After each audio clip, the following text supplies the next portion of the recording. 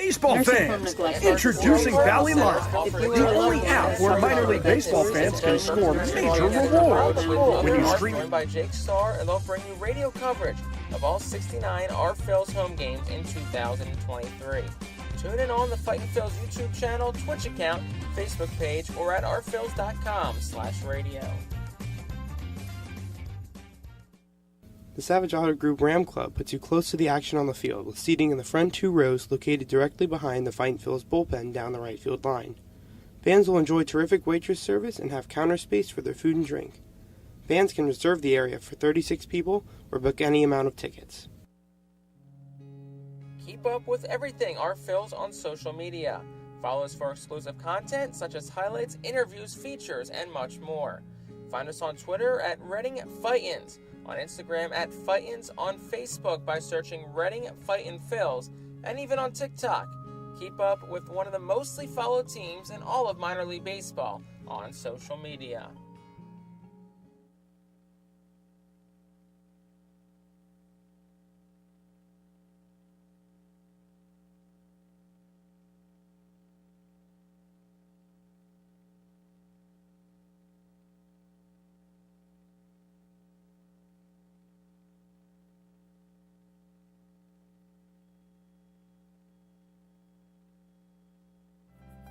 Humane Pennsylvania is an innovative national leader in animal welfare with adoption centers, accredited nonprofit veterinarian hospitals, emergency animal rescue services, community pet assistance programs, and a free community dog park. At HPA, we are passionate about going the extra base to keep your pets healthy and happy at home with you. With a variety of services and different ways and times to access them and variable pricing, Humane Pennsylvania is here to provide your pets with exceptional care, how, when, and where they need it. Visit humanepa.org for more information. White Star Tours and Travel Centers offers the Our Phils Fan Road Trip again this season. It's your chance to hit the road with other Our Phils fans, see an Our Phils road game, meet with an Our Phils player, Phillies road game. The White Star Our Phils road trip visits Altoona, Toledo, and Cleveland from Thursday, July 20th until Sunday, July 23rd. See the Our Phils in Altoona Thursday, meet with an Our Phils player or coach, then head to Toledo Friday and Cleveland Saturday to see many former Fightins in action. The trip heads back to Reading on Sunday. Visit the customer service booth for more info on the White Star Our Phils fan road trip to Altoona, Toledo, and Cleveland. Space is very limited, so sign up today. International Fireworks is the official fireworks provider of the Our Phils. International Fireworks shoots every fireworks show throughout the season, including 8 Mega Blast fireworks shows. International Fireworks also provides the pregame fireworks after the national anthem at each game. International Fireworks has a nearby retail store in Douglasville, Pennsylvania, where you can purchase all of your fireworks. Visit fireworksorus.com for more information about the International Fireworks retail store in Douglasville. Thanks again to International Fireworks, the official fireworks provider of the Our Phils. Star City Boxing, located at 4760 Schuylkill Avenue in Reading, is a 501c3 non-profit boxing gym unlike any other. Our goal is not only to help you be fit, but to be the best outlet for our youth and community. We welcome anyone who wants to improve their way of life, be fit, and box competitively or non-competitively. We work with you to reach your goals in and out of the gym. Stop in and meet our stars today. Check us out and follow us on Facebook, Instagram, and Twitter for upcoming events and happenings. And visit our website today at starcityboxing.org for more information on how to join, volunteer with our youth, or support our efforts in the community. Star City Boxing is a proud continued 2023 Our Phils Fiesta Friday partner. The Penn State Health St. Joseph's 67 Club is the original hospitality area at FirstEnergy Stadium. Conveniently located along the third base side, the 67 Club gives you a front row seat to all the action out of the hot corner. The area is safely protected from line drives with a large see-through net. Starting at $34, groups of 20 or more can enjoy a 2.5-hour all-you-can-eat buffet. Children 4 and under are free. Visit rphils.com or call us at 610-370-BALL to reserve your group outing today.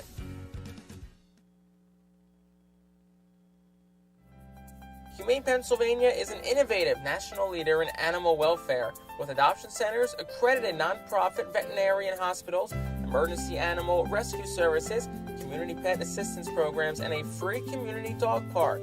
At HPA, we are passionate about going the extra base to keep your pets healthy and happy at home with you. With a variety of services and different ways and times to access them and variable pricing, Humane Pennsylvania is here to provide your pets with exceptional care, how, when, and where they need it. Visit humanepa.org for more information.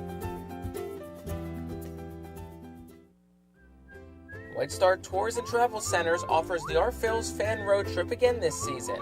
It's your chance to hit the road with other R-Phils fans, see an R-Phils road game, meet with an R-Phils player, and also see an Iron Pigs and Phillies road game. The White Star R-Phils road trip visits Altoona, Toledo, and Cleveland from Thursday, July 20th until Sunday, July 23rd. See the R-Phils in Altoona Thursday, meet with an R-Phils player or coach, then head to Toledo Friday and Cleveland Saturday to see many former Fightins in action. The trip heads back to Reading on Sunday. Visit the customer service booth for more info on the White Star R-Phils fan road trip to Altoona, Toledo, and Cleveland. Space is very limited, so sign up today. Good evening, everyone, and welcome to Baseball Town, FirstEnergy Stadium, the site, Game 3 of a 6-game series between the Reading Fightin Phils and the Binghamton Rumble Ponies. They split a doubleheader last night. Game 1 was actually postponed from Tuesday night. It began in the second inning. The Phils lost that game by a final score of 5-3. They came back to win the 7th inning, which turned into an 8-inning nightcap last night by a final score of 2-1. So they are even so far in the series, and the Phils are even in the second half. At this point in time, they are 11-11. Binghamton comes in at 8-14.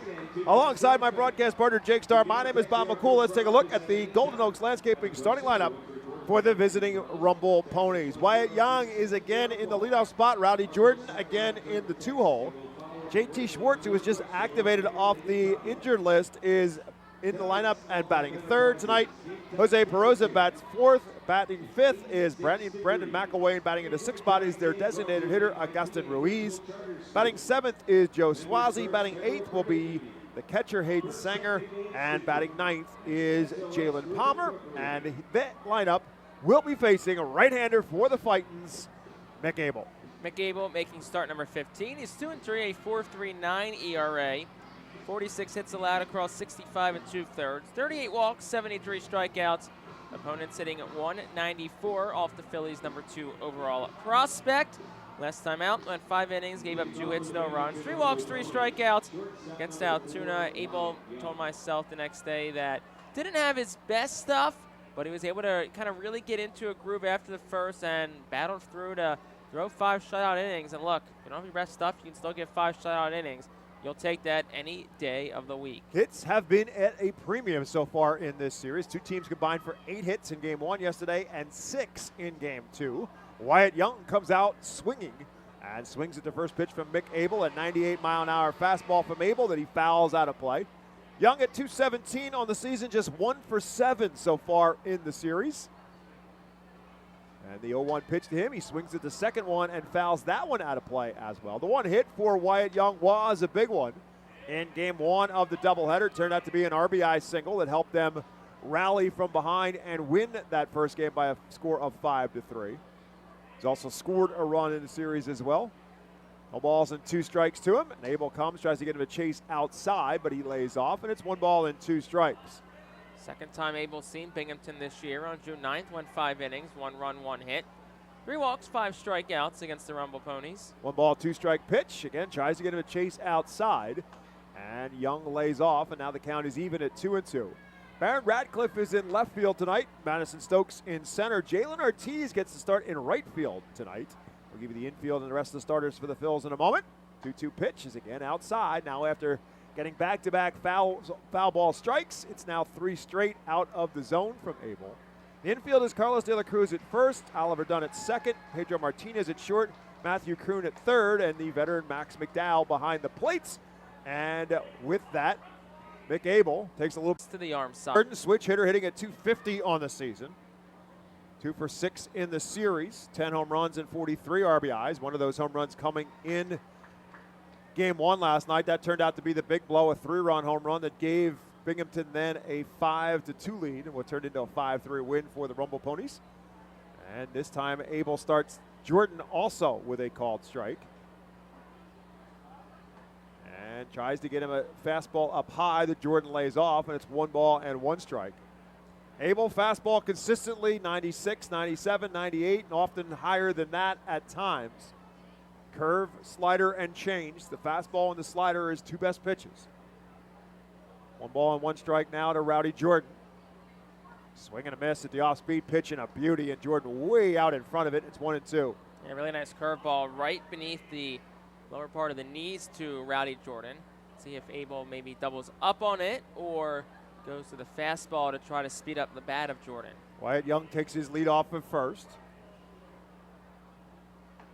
And gets him on a called strike 3 at the letters.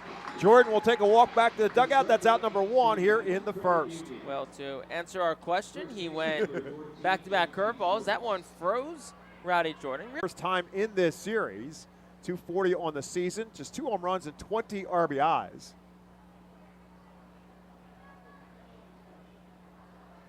And the first pitch to the left-hander is up high for a ball. Wyatt Young taking his lead off first. It's a great combination there with the 5'6" Wyatt Young taking his lead and the 6'9" Carlos De La Cruz holding him on.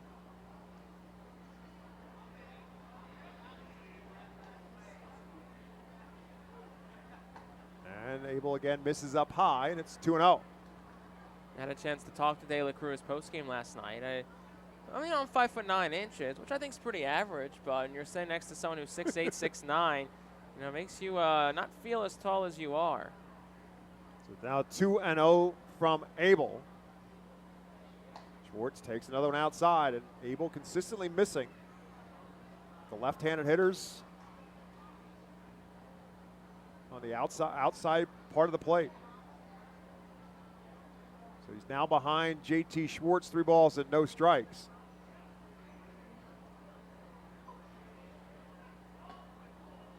And make it 4 in a row.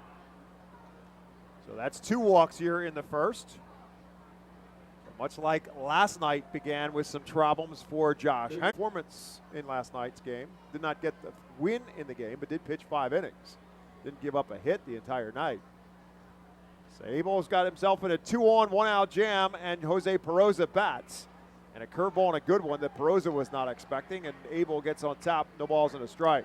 Yeah, very similar start to what Abel had last time out Altoona, where he had a single and 2 walks to load the bases. Eventually a pickoff that got Abel out of that first inning. A belt, though, with 28 pitches.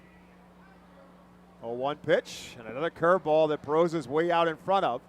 And now Abel's out in front of him, no balls and 2 strikes. I don't think Peroza got a piece of that, fouled it straight down. So 0-2, still 1 out. But maybe see if Abel can sneak something down in the zone, maybe in on the hands and try and get a rollover towards the middle. Peroza just 1 for 7 so far in this series. Next look back to second, comes with his 0-2 pitch that's lined into center field right at Madison Stokes, and he has to dive and makes the catch. Great effort by Madison Stokes on a rapidly dying line drive into center field, and Stokes takes the base hit away. Yeah, just hung up enough for Stokes to make a great diving catch. It was all-speed pitch that got a bit in the middle of the plate. Hit hard off the bat, 1-0-1 from Peroza, but Stokes, who hadn't measured up the entire way, makes the catch. And we talked about it yesterday. Stokes has played. Strikes tonight is Austin Snow. Tyler Whitty is at first base. Ethan Gorsak is at third. Brandon McElwain, local product from Newtown, Pennsylvania, played at Council Rock North High School. 1-0 pitch to him is low and away, ball 2.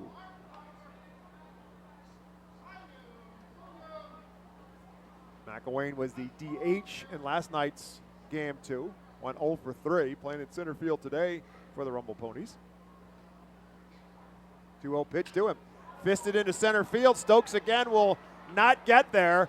Wyatt Young being waved around to throw home is not in time. So Wyatt Young scores. It'll be a base hit and RBI for Brandon McElwain, and the Ponies put a run across here in the first. Yeah, it was a fastball that was a bit inner part of the plate to McElwain. He does a good job just getting enough on it. Didn't hit it hard, kind of knuckled it out towards shallow center, and it was because he just got enough of it to drop it in why Young scored. Good throw from Stokes in center, but just a hair too late to try and get Young. That'll be the 45th RBI for Brandon McElwain. Still 2 on, 2 out here in the first with a run in as Augustin Ruiz will bat. The first pitch to Ruiz catches the outside corner. Ruiz just 1 for 7 as well in this series, but that was a solo home run. Ruiz, the designated hitter tonight for the Rumble Ponies, as Abel comes from the stretch. And misses that one outside again. It's 1-1. Again, consistently missing outside to the left-handed hitters. And Ruiz is one of 4 guys who will bat left-handed in this Rumble Pony lineup. And all 4 of them have batted so far in this inning. 1 ball and 1 strike from Abel. This one hit hard down the first base line. Mariano Duncan runs for cover. First base coach for the Rumble Ponies. Reed Brignat, the manager for Binghamton, is in the third base box. Mariano would have never done that in his playing days. He would have stabbed it, tossed it over to John Kruk for the out at first. But without a glove, he decided not to. Now 1-2 to Augustin Ruiz. McDowell thought it was strike 3. Max McDowell started to head to the dugout, but it's ball 2. It's 2 balls and 2 strikes.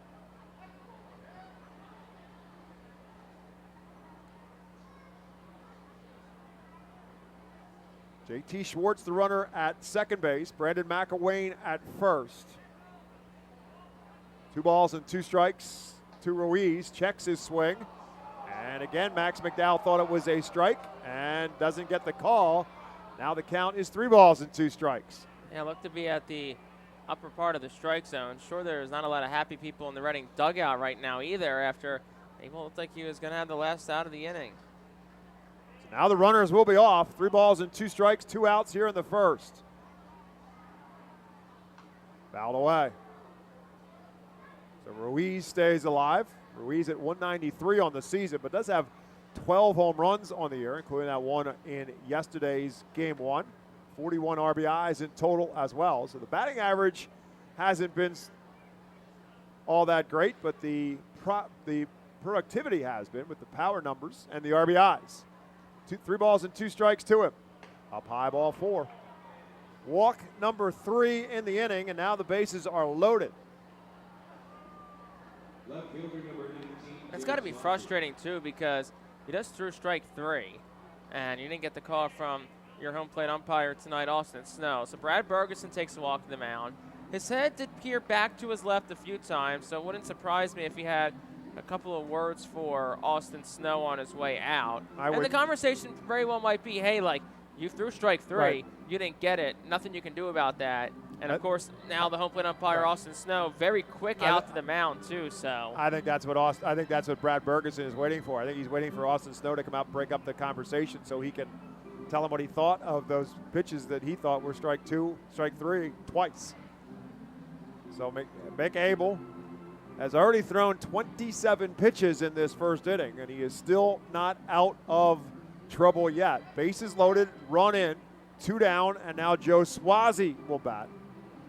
Swazi 0 for 4 in yesterday's doubleheader, played in both games for Binghamton, ended up walking 3 times, however. And first pitch to him is up high, ball 1. No, I'm sure the conversation, though, is like you can't control, what he's going to call and what he's not going to call. He's got to, dial back in and try and get this next batter. Swing and a miss there. And a pretty defensive swing by Swazi. It was a fastball from Abel.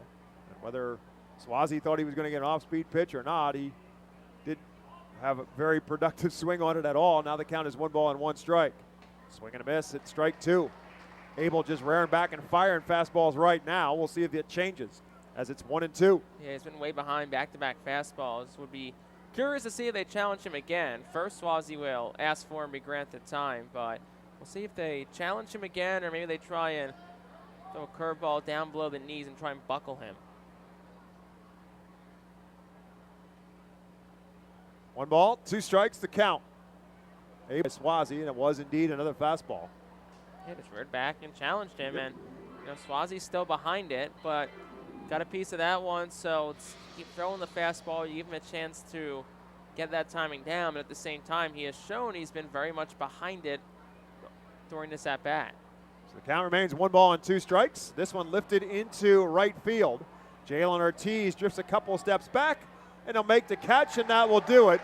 So a lot of pitches for McAble, but only 1 run comes across. There were 3 walks in the inning and 1 hit, and 1 run for the Rumble Ponies. They leave them loaded. It's Binghamton 1. Reading will bat for the first time when we come back to Baseball Town. Gear up for Fightin Phillies season.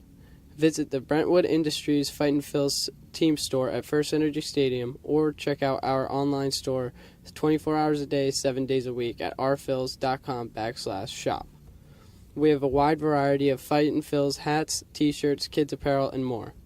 Looking for something new? Check out our latest selections of Los Luchadores de Reading and Reading Hot Dogs gear, plus throwback, black, R-Train, R-Phils attire. Root for your Fightins in style. Stop by the Brentwood Industries Fightins team store or rphils.com/shop.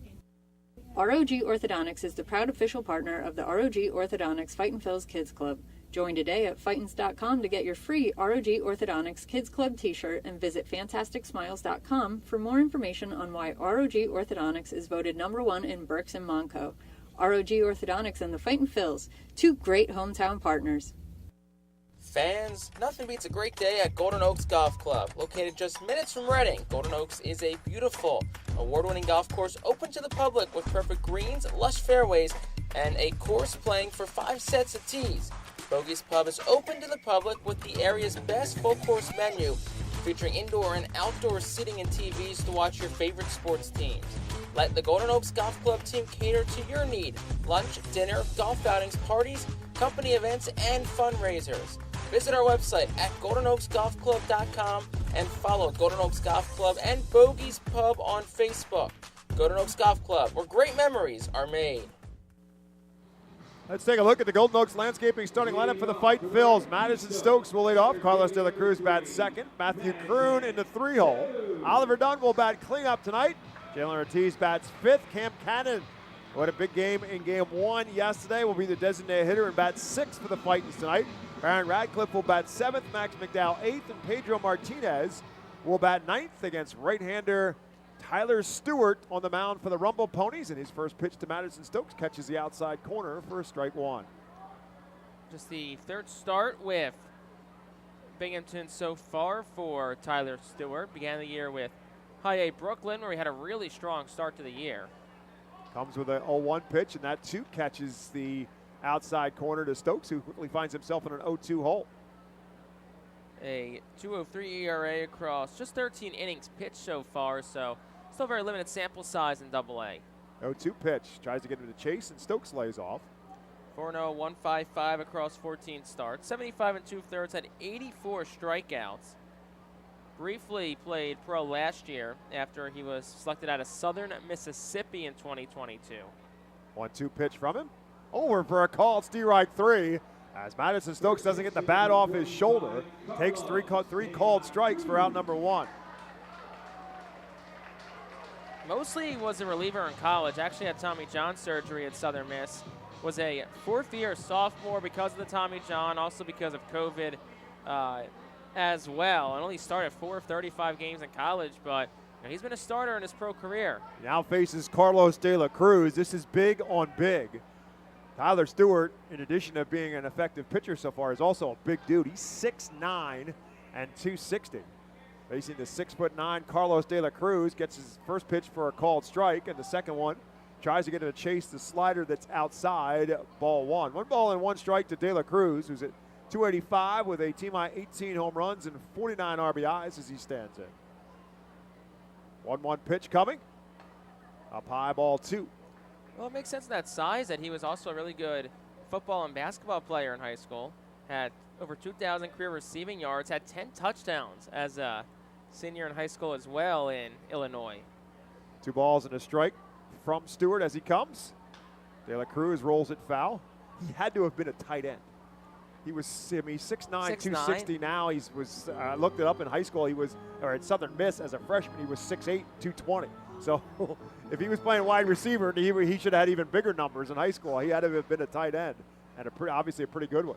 2 balls and 2 strikes, and De La Cruz drives this one to right field. Jalen Palmer back to the warning track, and he'll make the catch on the edge of the track for out number 2 here in the first. Yeah, just not enough on it. 326. Needed probably about 5 or 10 more feet to clear the right field fence. But also that height. Also was a really good basketball player.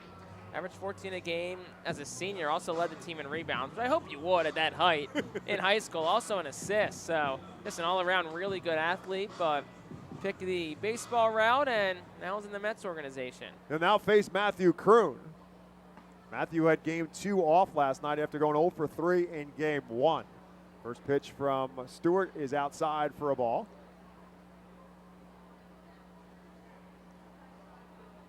This one's up and in with Matthew Kroon's at the plate. It's always a good time to take a look at our Phil's team leaders. Brought to you by Cross Country Mortgage Loan Officer Johanna Arias, because he's in so many of them, including batting average of .319 and doubles with 22 as he stands in. He drives this one foul and out of play. Today's Cross Country Mortgage Loan Officer, Johanna Arias, our Phil's team leader. You can contact Johanna at 484-554-9969, or you can email her at johanna.arias@myccmortgage.com. 2 balls and 1 strike to the 3-hole hitter for the Fightin tonight, Matthew Kroon. Oklahoma State College. Father Mark spent a couple years in professional baseball. 3-1 pitch to him is a good breaking ball. Looks like a slider from Stewart. It's over for a called strike. Kroon not expecting a 3-1 slider and got one. Fastball, sinker, slider, and change the arsenal for Stewart. 3-2 pitch. Grounded down the third base line, but it's foul. Perosa fielded it in foul territory. But right there was Ethan Gorsak to say, nope, that's foul. So Kroon gets another shot at 3-2. Stewart will, though, rely very heavily on that slider. We'll use it predominantly as his off-speed pitch, really along with that fastball. Also mix in a curve and a changeup as well. 3 balls and 2 strikes to Matthew Kroon. And that's outside, ball 4. The pitcher, Stewart, the catcher, Hayden Sanger, both thought it was strike 3. They headed to the dugout. So there's been a fair amount of head shaking and head scratching so far by both sides, as Matthew Kroon is the Phil's first base runner with a 2-out walk for Oliver Dunn. Well, McGable lost a strike 3, probably added a handful more pitches to his first inning after what looked like a missed call. This one was very borderline. Does not look like it got a part of the zone, so, take that as you may. Defense behind Stewart. Joe Swazi's in left. Brandon McElwain is in center. Jalen Palmer in right. JT Schwartz is at first. Rowdy Jordan at second. Wyatt Young is at short. Jose Perosa is at third. Hayden Sanger, as we said, is behind the plate. 1-0 pitch to Oliver Dunn is lined into center field. That's going to fall for a base hit. Matthew Kroon will put on the brakes. With 2 outs, he doesn't want to make that last out at third base, so he'll hold up. And the Phil's looking for a little 2-out thunder here in the first.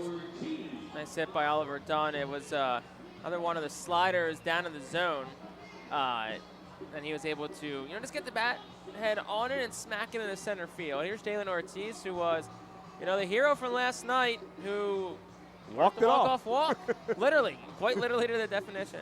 Bases loaded, walk. It was a 3-2 count. Jalen Ortiz took it low, ball 4, and strolled down to first base, knowing he had won the game for the Phils in the bottom half of the 8th. Air too. Yes, he did. Great celebration. It was RBI number 13 on the season for Jalen Ortiz. He's looking for another one here as the Phils down 1-0 here in the first. Have 2 on and 2 out. The first pitch to Ortiz is low, ball 1.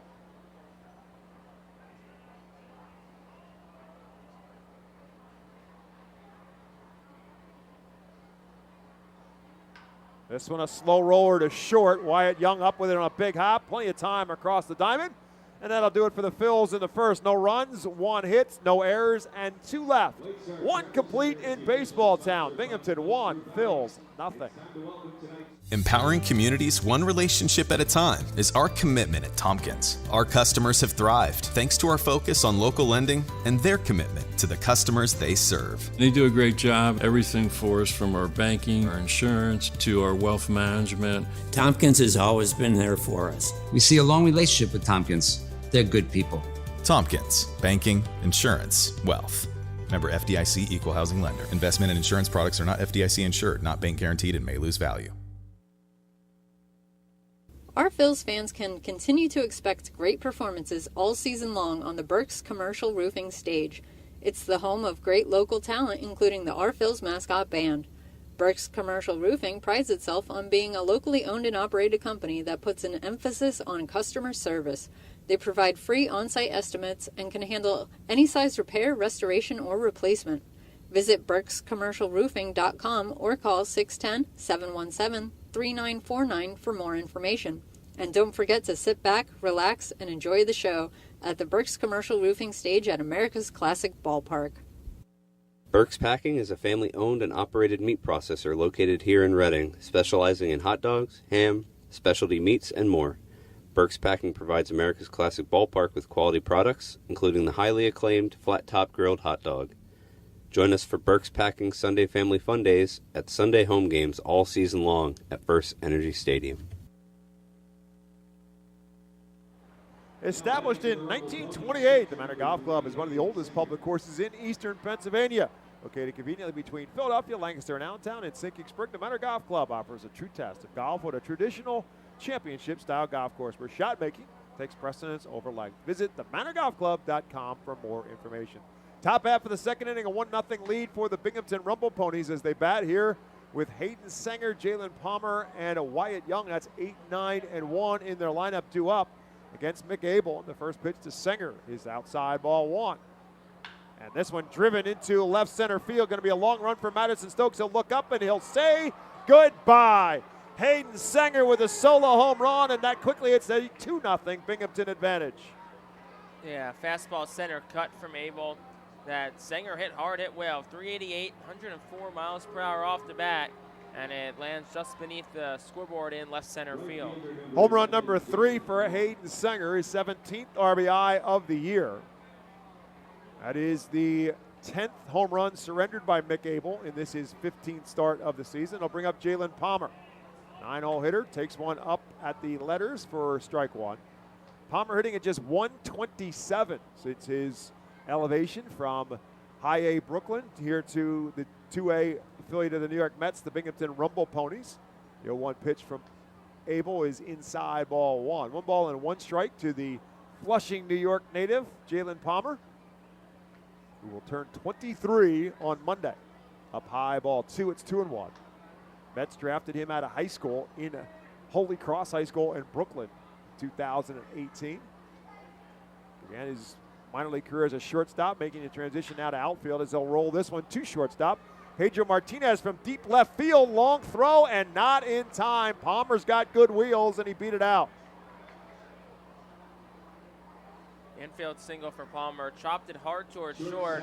Martinez actually backed up on it, a couple of steps to the outfield grass, and he's got a strong arm from short, but Jalen Palmer just a little bit too fast and beats that one out. So you have to pay attention to him. As he said, he's got good wheels. This is Wyatt Young in the top of the order will bat. Wyatt Young led off the game with a walk and came around to score the first run for Binghamton. He shows bunt, bunts it foul and out of play. Dropped that bunt, that bat late.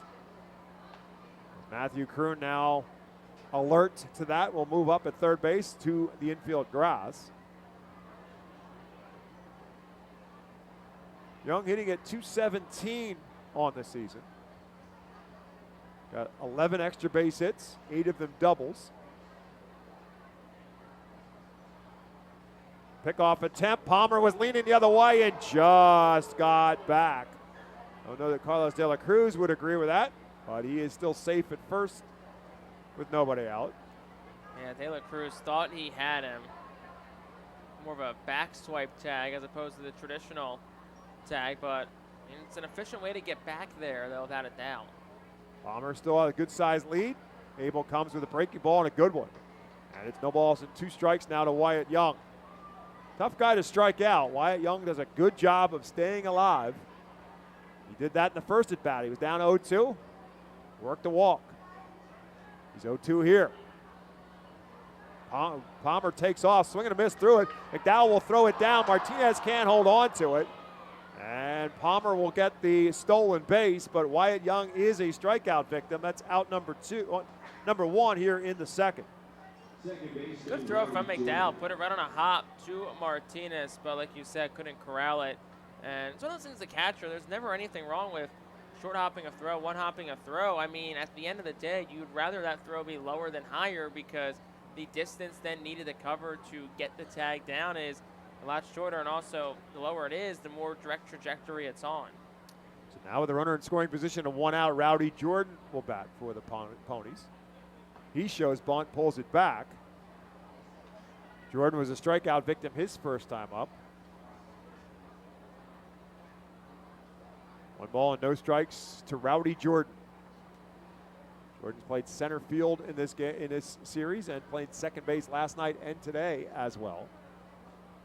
Auburn, Alabama native. Drives this one to left field. Baron Radcliffe will back up a couple of steps and squeeze it for out number 2 in left field. So now Abel will try to get himself out of any further trouble here in the second, just like he did in the first, as J.T. Schwartz will bat for the Ponies. J.T. Schwartz, who added to the Binghamton roster today. Corresponding move was catcher Jose Mena, put on the development list. Mena was one of 3 active catchers on this Binghamton roster.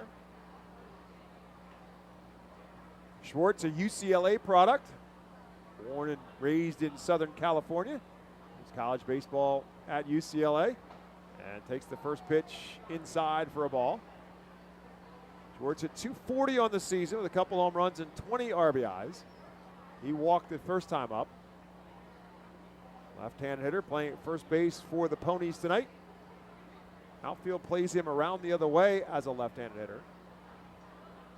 And he pulls this one foul towards the Phil's dugout. And now 1 ball and 1 strike to J.T. Schwartz. Abel's pitch count already at 45, 30-plus pitches in the first inning.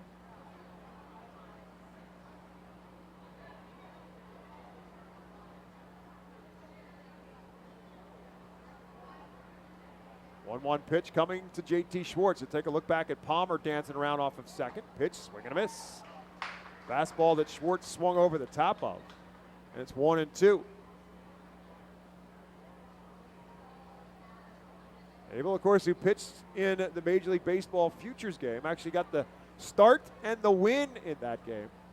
Pitching for the National League side, of course.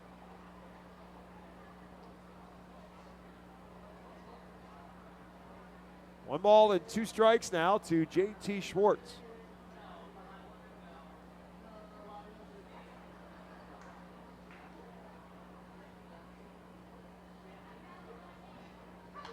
Fouls this one away, stays alive.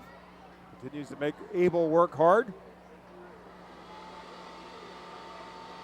That foul ball is brought to you by American Barber and Beauty Academy.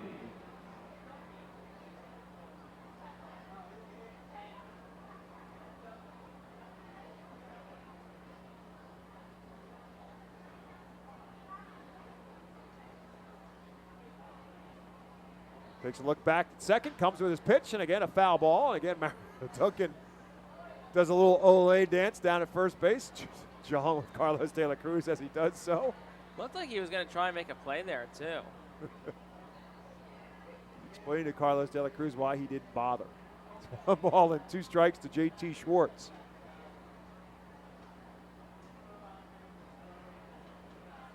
Jalen Palmer takes his lead off a second. Abel comes to the breaking ball and a beauty called strike 3. That will do it for the Ponies in the second, but they put another one across on the solo home run from Hayden Sanger. 2 hits in the inning, 1 man left through 1.5 in Baseball Town. It's now Binghamton 2, Reading nothing. Cornwall Manor is an active senior living community on a 190-acre wooded campus in Cornwall, Lebanon County. The community offers independence and opportunities for wellness and fitness, as well as educational and musical programs and the peace of mind of having convenient health care on site. Cornwall Manor offers a range of residential choices from apartments to homes. Prospective residents are welcome to visit us for lunch and have a chance to learn more about the community. More information is available online at cornwallmanor.org. Cornwall Manor, celebrating 70 years of senior living. Star City Boxing, located at 4760 Schuylkill Avenue in Reading, is a 501c3 non-profit boxing gym unlike any other. Our goal is not only to help you be fit, but to be the best outlet for our youth and community. We welcome anyone who wants to improve their way of life, be fit, and box competitively or non-competitively. We work with you to reach your goals in and out of the gym. Stop in and meet our stars today. Check us out and follow us on Facebook, Instagram, and Twitter for upcoming events and happenings. And visit our website today at starcityboxing.org for more information on how to join, volunteer with our youth, or support our efforts in the community. Star City Boxing is a proud continued 2023 Our Phil's Fiesta Friday partner. The Reading Fightin' Phillies are proud to partner with Berks County Mental Health and Disabilities Program. Together, we are striking out the stigma in order to raise community awareness about mental illness and suicide prevention with 3 simple words. Are you okay? The help is to begin a conversation to show Berks County that we care. Suicide hurts and affects everyone, but help is here. We will work together to help raise awareness. A crazy hot dog vendor entertaining the masses before we start here in the bottom of the second, with the Fightin's down 2-0. Cornwall Manor is an active senior living non-for-profit community in scenic Cornwall, Pennsylvania, outside of Lebanon, and they present to you this bottom half of the second inning that has Cam Cannon leading off for the Fights, to be followed by Baron Radcliffe and Max McDowell. First pitch from Tyler Stewart to Cam Cannon is over for a called strike one. Right back with the 0-1 pitch, and that's way outside. It's 1-1. Cannon 3 for 6 yesterday in the doubleheader, including 2 home runs in game 1. Right, the bulk of the offense for the Fightins in that 5-3 loss. 1-1 to the designated hitter tonight for the Fightins. And he'll fist this one in right field, and he stays hot with a base hit. It's safe to say Cam Cannon swinging a really good bat right now. Had the 2 home runs yesterday, which was also the first multi-home run game of Cam Cannon's professional career, and also the 5th multi-home run game by an RFL this year, and he gets a leadoff single. So now that'll turn to Baron Radcliffe. Baron Radcliffe 0 for 4 last night with 3 strikeouts. The big lefty stands in, facing Tyler Stewart. And first pitch on the outside corner for a called strike. Stewart fastballs consistently in the 94 to 97 range. We talked about really good sinker and slider to go along with it. This one hit down the first base line and under the glove of J.T. Schwartz. Cannon will roll around second, and he is headed to third. Baron Radcliffe with what should be a base hit, and first and third for the Phils to start the second. Yeah, we'll see what they roll that here, and it is going to be a base hit. So puts runners on the corners here. I mean, is it a play Schwartz could have made? Yes. But it's still a rather difficult play. Had to go to his backhand, and it just sneaks right under his glove. So big opportunity here early. And made more difficult for the first baseman because he's got to hold on the runner. So he's got to come off the bag and make that backhanded stop. And so now Max McDowell will bat with the tying runs on base and nobody out here in the second. Max 0 for 4 in game 1 yesterday. First pitch to him, over for a called strike. Good to see that base hit for Baron Radcliffe. A fist pump for him as he went around first base after the rough day yesterday in the second game. So 2-on, nobody out. And an 0-1 count to the catcher, Max McDowell. This one a slow roller back to the middle. Tag on second for Rowdy Jordan. The relay is in time. Run does come across, so no RBI for Max McDowell on the double play, but the Phils do get their first run. It's now 2-1. Yeah, I mean, it's a productive out. A run scores.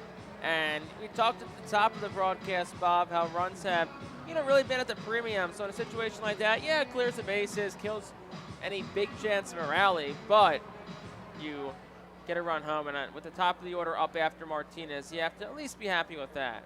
Pedro Martinez bats now with the bases empty. The 9-hole hitter swings at the first pitch, and this one backhanded by J.T. Schwartz. He'll need Stewart to cover, and they connect on the play. Nice play by J.T. Schwartz, taking a base hit away from Pedro Martinez, and that'll do it for the Phils in a second. They do get a run across. They do it on 2 hits. They leave none.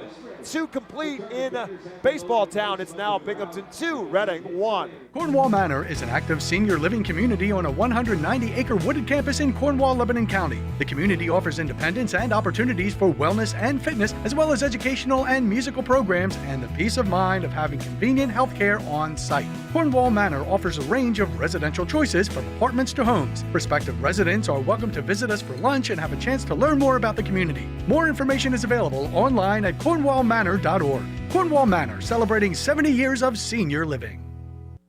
The Fightin Phils know who to call for trash and recycling services. A proven winner, JP Mascaro & Sons.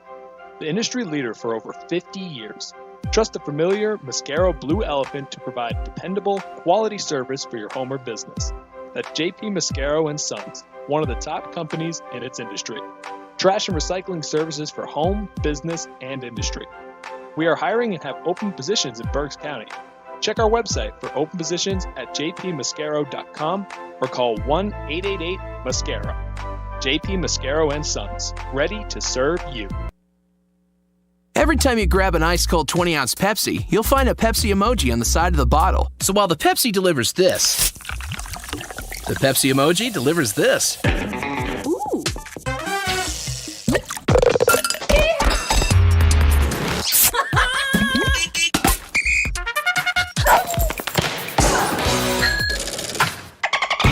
So go ahead, crack open a Pepsi and tell the world how you feel and what you love with Pepsi emojis. Say it with Pepsi. Welcome back to Baseball Town. We head to the top half of the 3rd inning. Fightin's trailing the Binghamton Rumble Ponies by a score of 2-1. Mick Abel on the mound for the Fightins, and he'll face Jose Peroza, Brandon McElwain, and Augustin Ruiz due up for Binghamton here in the 3rd inning. As Abel delivers the first pitch up and in, and I'm joined in the booth by one of tonight's big sponsors from SOS Group Incorporated. Rich Crumrine joins me in the booth. Rich, first and foremost, welcome aboard. Welcome into the radio booth. And I understand that you are not the only representative of SOS tonight. You've got a large contingent here tonight. We do. We have probably 100 or more of our employees here, so we're all having a great time. That's a great thing to say. Here. So tell our audience a little bit about what SOS Group stands for, and what it's all about, and what it is that you guys do. Sure. SOS stands for School Operations Services Group. We provide staffing for school districts in Berks County, Lancaster, Chester County, Montgomery County, really all over eastern Pennsylvania. 3 balls and a strike to Peroza, and he'll fist this one foul and out of play. So you are the, of a lack of a better way to put it, the kind of the employment agency for a bunch of different school districts. Exactly. Yeah, so we employ a lot of support staff, which is mostly custodians, food service people, classroom paraprofessionals, crossing guards, clerical, really anything a school needs, we'll go out and find it for them. 3 balls and 2 strikes, and over for a call, strike 3, and Jose Peroza becomes a strikeout victim, the 4th for Mick Abel. That's 1 down here in the 3rd inning. So I would assume that you are busy beavers at the SOS Group right now as the month of July comes to an end and August begins to roll in. Yeah, that's right. It's our busy times. We get ready for school starting. So we have a full staff of recruiters and onboarders and people, supervisors in the field that are getting our folks ready. So if somebody is listening to our games tonight and essentially is interested in working, obviously it's just reach out to you guys, and you guys will connect them maybe either to the most convenient school district for them or somebody who might just be looking for somebody, whatever it is that they're looking to do. Yeah, that's right. They could go to sosgroupinc.com, see all of our job postings. I'm sure anybody here tonight would find a school near them if they're interested in working. And we have some really good jobs. We have a lot of permanent positions, but also a lot of time our folks get hired by the school district. So we have a little bit of something for everybody. Well, our season ends in a couple weeks. Maybe I ought to give you my name while I'm here. Here's one down the first baseline, knocked down by Carlos De La Cruz, and he will win the race to the bag to get Brandon McElwain. That's 2 down here in the first inning. So, in the third inning. So, from the perspective of how many different school districts do you have connections to? We probably work with 3 dozen, wow, 4 dozen schools. And school obviously districts, not just in Berks, but in surrounding counties as well? Yep, Lancaster County, Chester, Montgomery, really most of our work's in the eastern part of the state, up in the Lehigh Valley, even out in, we go as far as York, Adams County, Dauphin County, so we're all over. Here's a pop-up in the infield. Matthew Kroon will squeeze it for the third and final out. Rich Crumrine from SOS Group, we thank you for your sponsorship with the Reading Fightin' Phils. We also thank you for spending some time here with us in the booth. Welcome aboard. Welcome to being a part of the Reading Fightin' Phils family. Thank you, appreciate it. You betcha. That'll do it for the Ponies as they go 1-2-3 in the third. Back at the Reading Phils Radio Network with the Ponies leading the Phils 2-1. Nursing home neglect is a serious problem. If you or a loved one has suffered from bed sores obtained in a nursing home or a fall down in a nursing home resulting in a fracture, our friends at Swartz Culleton can help. Call the attorneys at Swartz Culleton for a free consultation. Their phone number is 1-800-JUSTICE. That's 1-800-587-8423. Once again, call 1-800-JUSTICE today. Swartz Culleton is a proud sponsor of the Reading Fightin' Phils. Humane Pennsylvania is an innovative national leader in animal welfare with adoption centers, accredited nonprofit veterinarian hospitals, emergency animal rescue services, community pet assistance programs, and a free community dog park. At HPA, we are passionate about going the extra base to keep your pets healthy and happy at home with you. With a variety of services and different ways and times to access them and variable pricing, Humane Pennsylvania is here to provide your pets with exceptional care how, when, and where they need it. Visit humanepa.org for more information. The Enersys Power Alley Pub features a 2.5-hour all-you-can-eat buffet, private bar with bartender, 2 rows of seats, bar stool seating, and 4 cafe tables. The pub provides your 2-1, Binghamton on top of the Phils as the Fightins will come to the plate here in the third inning. This third inning presented to you by Swartz Culleton PC, representing injury victims in Pennsylvania and New Jersey. If you've been injured, call 1-800-JUSTICE today. The Reading Fightin' Phils on a Throwback Thursday, playing as the Reading Keystones, trailing Binghamton 2-1. Top of the order due up for Reading here in the third. Madison Stokes is the top of that order. Madison out on called strikes the first time up, and he takes the first pitch from Tyler Stewart, low for a ball. Stokes 0 for 4 in the doubleheader yesterday, but he was on base a bunch, including 3 walks. And he fouls this one out of play. It's 1-1. Good opportunity this inning for Reading. Looks like Mick Abel's starting to really settle in to this ball game, and you have the top of your lineup up. You're down by just 1, so you hope a chance to get Abel some run support. Stokes lifts this one up and back. Back off the mask is Hayden Sanger. He'll get room. He'll find room before the backstop, and he'll make the catch for out number 1 here in the third. That one a mile high in the air. Launch angle of 89 degrees. But a nice play, though, by Sanger. I mean, those high ones, especially as a catcher, where they're kind of back spinning and kind of come back towards the field of play, they can be tough plays to make, and Sanger did a really nice job getting under it and making a good catch. So that'll bring up Carlos De La Cruz, who drove one to the warning track in right field his first time up.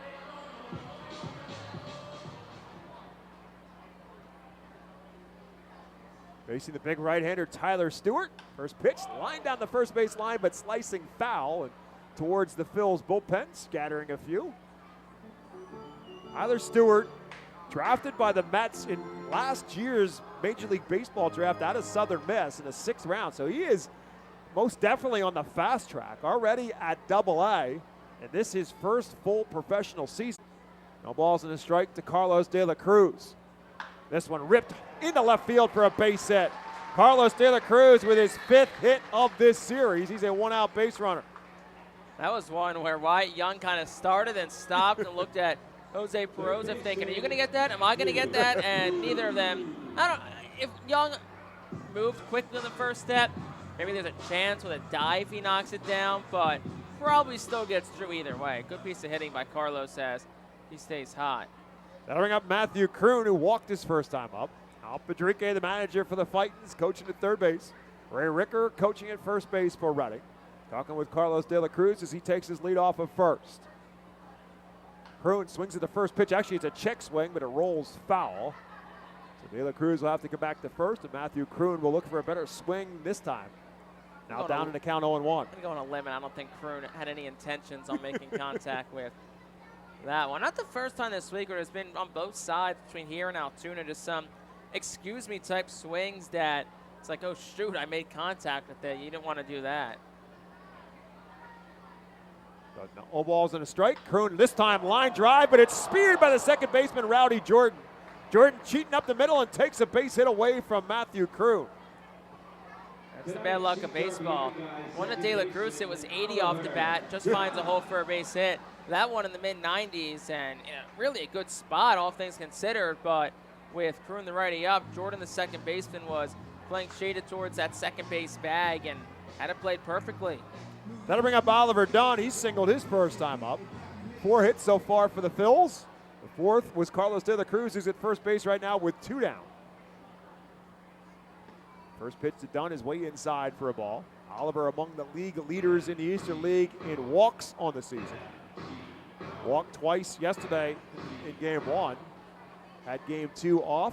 So for 2 in game 1 with those 2 walks. 1 ball and no strikes to him. Left-handed batter. Takes another one outside the zone. It's 2-0. Stewart's numbers in Brooklyn in 14 starts, 4-0 with a 1.55 earned run average.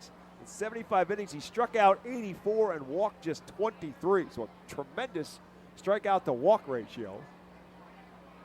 2-0 pitch. Lifted into right center field. Brandon McElwain will call for it and run right in front by Jalen Palmer.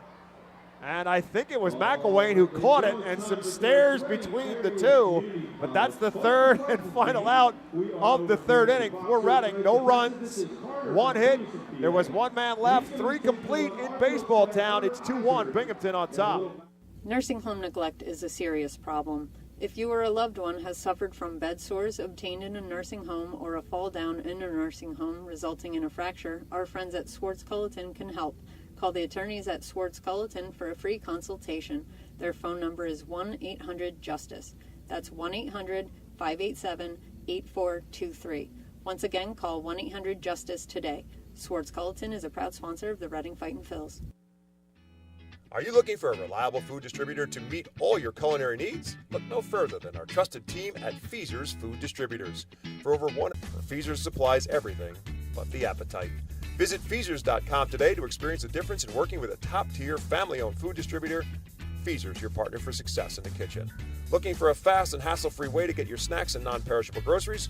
Look no further than FeasersDirect.com. With just a few clicks, discover the convenience of having your culinary essentials ready for a pickup at our headquarters in Harrisburg. The Reading Fightin' Phils are pleased to present you with their classic game program, all electronically.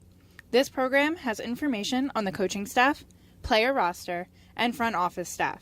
It also includes feature stories and alumni reports on all of your favorite guys who spent time in baseball town. Visit ourphils.com/programs to check it out. Welcome back to FirstEnergy Stadium. Reading Fightin' Phils, Binghamton Rumble Ponies with Binghamton on top 2-1 as we head to the 4th. Time for my colleague in the booth, Jake Starr, to take over the play-by-play. Thank you very much, Bob. Top half of the 4th inning. 2-1 our score. Binghamton the lead over Reading. 7-8-9 due up for the Ponies. Joe Swazi will dig in, working against Mick Gable. He's back out for his 4th inning of work. He'll fire home. And first pitch breaking ball misses just outside 1-0. 3 full innings tonight for Abel. 10-pitch 3rd inning and a 1-2-3 frame. His most efficient inning tonight. The righty will kick and fire. And another breaking pitch misses down. It's 2-0 to Swazi. Bats on the right side, 0 for 1 tonight. Flew out to right field his first time up. Was the final batter in a 7-batter first inning for Binghamton, 2-0. That's a fastball that's down the chute for a called strike, 2-1. Swazi, a .250 hitter overall this year. Pair of home runs, 6 RBI with Binghamton, the 2-1. Right on the outside corner, 2-2. Kind of get the feeling this is a breakwater spot for Mick Abel in this game after the struggle in the first. He gave up the home run in the second, but a really good third. How he responds here in this fourth may be a difference between whether he gives the Phils 5 innings tonight or maybe he can get this to 6 or more. Abel up to 63 pitches so far tonight. Yeah, Season so high for 5 what would probably be efficient if he can get that far. Season high 97, the 2-2.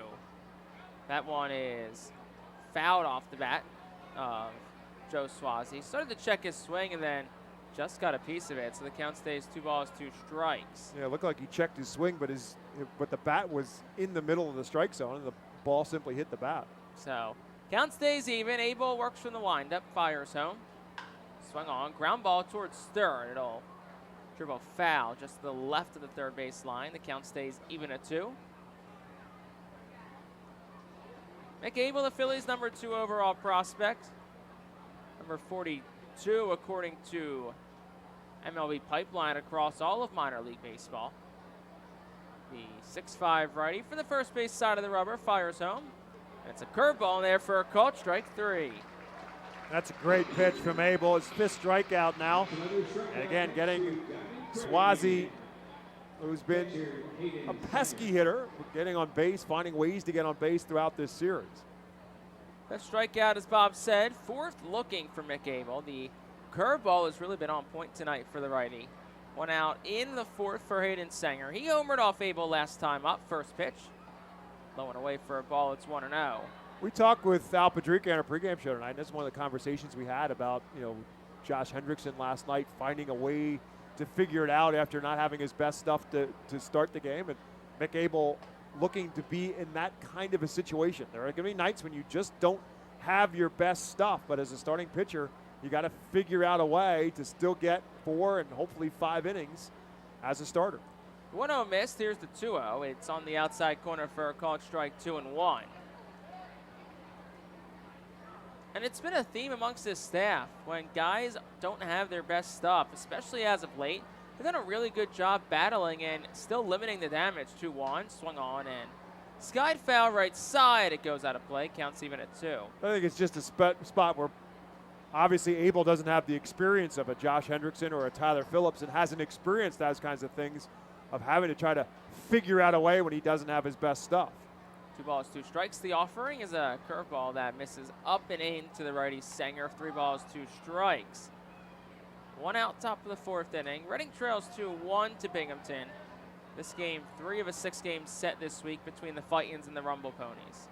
3-2 to Sanger is a curveball, and it's a called strike 3. Right at the knees of Sanger. 6th strikeout tonight. The 5th that has been of the looking variety. And there's 2 outs in the inning for Jalen Palmer. And again, this is what we're talking about with Abel. He has figured out that his curveball is on. His fastball, he has missed at spots, and sometimes it's been fine. And so you have to figure out what it is that's working. First pitch to Palmer, swung on, dribbled foul towards the on-deck circle on the Binghamton side. All right, so since Hayden Palmer's batting, let's go back to that last play in the bottom half of the 3rd inning. The fly ball to center field that Brendan McElwain, fortunately for Binghamton, caught despite Hayden Palmer's best efforts to intercept it. 0-1. Jalen Palmer takes it for a ball. It's 1-1. Not quite sure what Palmer was thinking, and I think Brandon McElwain had that same conversation with him as they ran off the field. High-fived each other coming off the field, though. 1-1 is swung on and tried to check his swing, but home plate umpire Alston Snow will say he went, so it's 1-2. And able to strike away from striking out the side here in the 4th. If I could close caption the conversation, I'm thinking Brandon McElwain went, dude, what are you doing? Standing right here. They don't really had a good laugh about it. Here's the 1-2. That one misses down for a ball, 2-2. Abel tried to pull the string again. Palmer lays off this time. Just the 143 hitter, 2 home runs, 3 RBI. Did single his first time up, was an infield hit to short. Abel fires the 2-2. Swing and a miss, struck him out on a curveball. 7th strikeout tonight for Mick Abel, and he strikes out the side in the 4th. Mick Abel, he's sent down 9 straight. After a 1-2-3 inning in the 4th, we'll go to the bottom of the frame. Binghamton 2, Reading 1. Back after this. the Louisiana Swamplands. Out here, you're either lunch or you're enjoying it. Make sure you end up on top with the all-powerful lineup of Kia SUVs, like the Telluride, Sportage, and Sorento, equipped with available all-wheel drive, higher ground clearance, and the interior capacity to bring everything you need, so you'll always remain more than a gator's length ahead. Visit your local Kia dealer today to find your next adventure in our ever-capable lineup of SUVs. Kia, movement that inspires. Call 800-3334-KIA for details. Always drive safely. When the Reading Fightin' Phils get hungry, we turn to our team feed partners. Special thanks to Chick-fil-A, Pizza Como USA, Railroad House, Why Missing Restaurant and Bakery, Jersey Mike's Subs, Mimo's Italian Restaurant and Bakery, Subway, and Clean Eats for making sure the Fightin' Phils front office is never hungry on game day. Our staff enjoys delicious meals from our team feed partners. Don't take our word for it. Find out for yourself today. The award-winning Reading Hospital Tower Health Pool Party provides an unforgettable night out with family and friends. Enjoy a baseball game while swimming in the 87-degree heated pool directly behind the right field home run wall. Plus 2.5 hours of all-you-can-eat buffet, photos, and autographs with the crazy hot dog vendor and the Fightin' Phils mascot band. Regular season tickets start at $33 per person for groups of 20 or more. Give us a call today at 610-370-BALL. Bottom half of the fourth inning, Reading trails 2-1 as Jalen Ortiz leads things off for the Fightin' Phils. Tyler Stewart returns the bump for his fourth inning of work. It's been a very efficient first 3 frames for Stewart, just 38 pitches thrown. Deals the first, and it's on the outside corner to Ortiz, 0-1. Right-handed batter. Rounded out the short his first time up, ended the bottom half of the first inning. Righty-on-righty matchup as Stewart winds and fires. Outside corner for a called strike, 0-2. Very delayed strike call from home plate umpire Austin Snow. Jalen Ortiz disagreed. It was off the plate by probably a good half of a baseball, if not more. So Ortiz will ask for and be granted time. Now we'll dig back in from the right side. No balls, 2 strikes as he awaits with a slightly open stance. Stewart, the righty, will kick and deal. Swing and a miss on a pitch down low, and Jalen Ortiz is down on strikes. Visibly not happy with the way that at-bat went, and it's another strikeout for Stewart. Just his second tonight. Been pitching most of the contact to belt the efficiency. And that'll bring Cam Cannon to play. He's already got a single and a run scored tonight. Hey, Stewart represents kind of an interesting commodity or an interesting juxtaposition because as big as he is, you'd think he'd be much more of a power pitcher, and he really isn't. He doesn't throw an overpowering fastball by any stretch of imagination. Relies a lot more on a sinker, and as Jake said, pitching to contact. First pitch to Cam Cannon, missed out for a ball. It's 1-0. Next pitch home is for a called strike, 1-1. It's very heavy reliance on the slider from Tyler Stewart. We've seen the fastball too, sits 93 to 95. Also will occasionally feature a curveball and a changeup. 1-1 pitch to Cannon is outside for a ball. Cannon started and stopped his swing. They'll appeal to first. Tyler Whitty, the crew chief of the staff, will say no swing. So it's 2 balls and a strike to Cannon. Stewart did have a lot of strikeouts at Brooklyn at a high A level, but since advancing here to Double A, the strikeouts are not as much, but he has still been a very efficient pitcher. 2-1. Cannon swings, lifts it in the air, out towards left. Swazi goes back towards the track wall, looks up, and it's long gone. Deep into the Seidel Auto Group deck. Cam Cannon, 4th home run of the season, 3rd in 2 days, and he stays red hot for the plate, and we're all tied up at 2. Might have to change the name of the Seidel Auto Group deck to the Cannon deck because he has plastered that thing over the course of the last 2 nights. He is blistering hot. Man, Cam Cannon's on a great bat right now. 2 base hits today. He has scored both of the R-Phil's runs, and after not homering since April 25th, he homered 3 months and a day later, and he's done it now 3 times in the last 27 hours.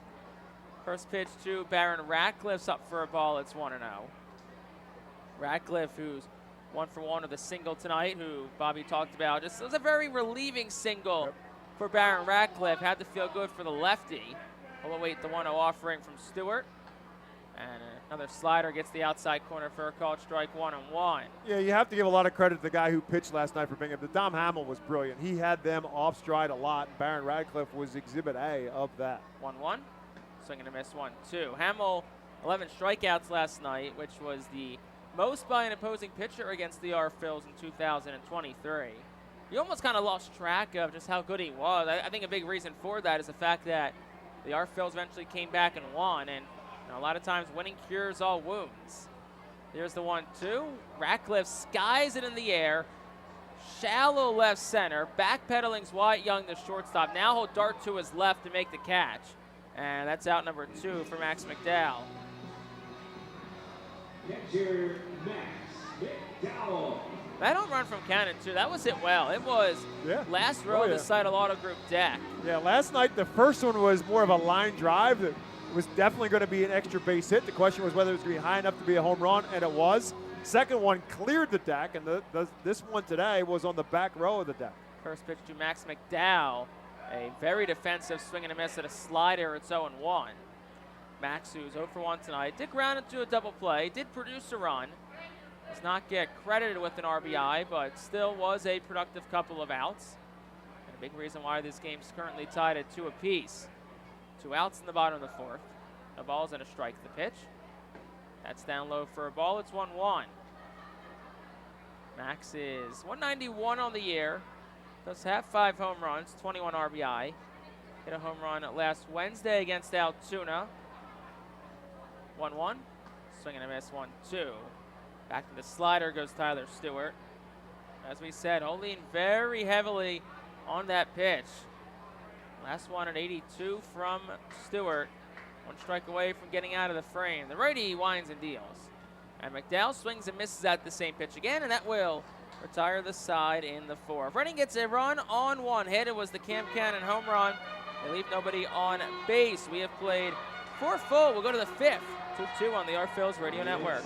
Join us as we celebrate Reading's Spanish and Latino culture during 12 Friday home games this season. The Savage 61 Fiesta Fridays presented by Tito's Handmade Vodka, High Noon Sun Sips, Catay Law Offices, Suburban Brewing Company, Carlos Cards and Collectibles, Humane Pennsylvania, Star City Boxing, Apis Services, Supportive Concepts, and Affordable Home Care. Fiesta Friday features special Los Luchadores de Reading uniforms, Hispanic and Latino food and music, and other culture elements throughout the ballpark. Get your tickets now by calling 610-370-BALL, online at rphils.com or at the Customers Bank ticket office. To honor the 275th anniversary of Reading, the R-Phils will play as the Reading Keystones on Thursdays and select Tuesdays in 2023. Tuesdays are brought to you by Coatesville VA Medical Center. Join us for 11 Keystone Throwback Thursdays thanks to Burke's Career and Technology Center, H&F Heating and Cooling, and Rip It Baseball Town Charities batting cages. Come celebrate the 275th anniversary of Reading and enjoy some great baseball on Throwback Thursdays in 2023. Get your tickets now by calling 610-370-BALL, online at rphils.com or at the Customers Bank ticket office.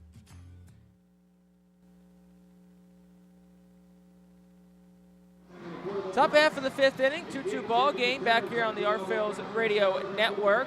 Rick Abel back on the mound. Jake Starr here on the radio, and I am very excited to be joined by Sheik Mia. Sheik is the Director of Marketing and Communications and also a head summer camp counselor at PA Virtual Charter School, who is, first of all, the sponsor of tonight's fireworks and also the 2023 season partner. First pitch is a ball 1-0 to Wyatt Young. But Sheik, first of all, we appreciate your sponsorship all year long, and tonight, welcome on. How are you? Oh, I'm great. It's always a good time to be here at FirstEnergy Stadium, being the baseball town USA. So it's always a fun time to be here. 2 balls, no strikes to Wyatt Young. So summer is going very fast. It's almost August, getting to the back end of summer, and thus the camp season. 2-0s outside, 3-0. How's the summer been so far? How's the summer camp been? It's been great. And the interesting thing about us, this is our 4th year doing our virtual summer camp, which is something that's kind of unique. And we made it free for everybody. Ooh. Rio misses way upstairs, shoots over the head of Wyatt Young, and we'll get first on a leadoff walk. But we, this year we did it for about 6 weeks, and it was open to everybody, open to the public. You didn't have to be a student of PA Virtual Charter School. Didn't even have to live in Pennsylvania. I mean, we've had people from all over the country. We even had people overseas being part of it. So this week is actually our last week doing it. But it's been a lot of fun. We've learned a lot of different things. We had different theme stuff, including like Olympics week, and we thought about how baseball being an Olympic sport, and it's just been a really, really good time. And we had posted all the stuff on YouTube too that we did, all our lessons and everything like that. So there's a lot of activities. You want to check that out. Definitely worth checking out as well on YouTube. So I'm sure a lot of our listeners are thinking, and I'm kind of wondering the same thing myself. Virtual summer camp. Can you kind of allude into what that's like? Sure. And it started, back in 2020 during the pandemic when people couldn't come out and do what they wanted to do. So we decided to try to do some things to try to give kids their summer back and just do different activities. And so what we did, we'd go out to places like here at the Reading Phillies and kind of live stream some stuff, give them a tour of the ballpark. We also do different activities too, like for example, Science Week. We taught kids the science of, making cheese and stuff like that. Or we would do things where we made animal masks and just try to have fun with them because they deserve to have a good time. No balls, 2 strikes to Rowdy Jordan as Young leads off first. So that's super cool. And that's the cool thing about the there's always a silver lining to any bad thing. Right. The pandemic, it's the ability to do some of those things virtually now. And, virtual school, I think, that's been a thing for a while. But virtual summer camp, that's kind of more of a new concept, and it's cool to see that. But with summer camp season coming to an end, and as someone who grew up going to summer camp, always knew the blues that surrounded that and the, I don't want to go back to school, but also that excitement about going back to school. You're now enrolling for the fall. If you're interested in, inquiring about PA Virtual Charter School for the fall, how can our listeners do that? So what they could do is they could go to www.pavirtual.com, and they have a bunch of info that is there about enrollment. We teach kindergarten through 12th grade. We teach all across the state of Pennsylvania. So you can learn all the stuff that we offer, including our curriculum, and you can set up a time to even, talk to someone here at the school on your schedule so that we can answer any questions you have, because there's a lot that goes on with our public school. And, of course, we also have a table here tonight as McCable allowed a single to Jordan, so it's runners on the corners, no outs for JT Schwartz. A table here tonight in the Stadium Plaza. You can enter to win their free drawing, get 3 prize packs. That includes a pair of wireless headphones, a PA Virtual phone charger, or a family 4-pack of Fightin' Phil's tickets to a future game. Also free backpacks and other goodies at their table, so head out now. They'll throw behind the runner at third. Hits off of Wyatt Young. He thought about going for a moment. He goes back. Jordan also in his second with stolen base, so it's second and third. Last pitch with the ball. It's 1-0 to JT Schwartz. So, a lot of cool things down at the table tonight, and also the sponsor of tonight's fireworks show. And let's talk about the partnership that, PA Virtual Charter School has, the Reading Fightin' Phils, and, just how cool of a, relationship that the two have. Oh, no, it's been awesome being a partner with the Reading Fightin' Phils. First and foremost, it's always great to be out here. It's just beautiful when you look at the ballpark. But a lot of people are very receptive to us. They want to know more about the cyber education in general. As you mentioned, with what happened in 2020, it seems like cyber school is something new. We've been around since 2001.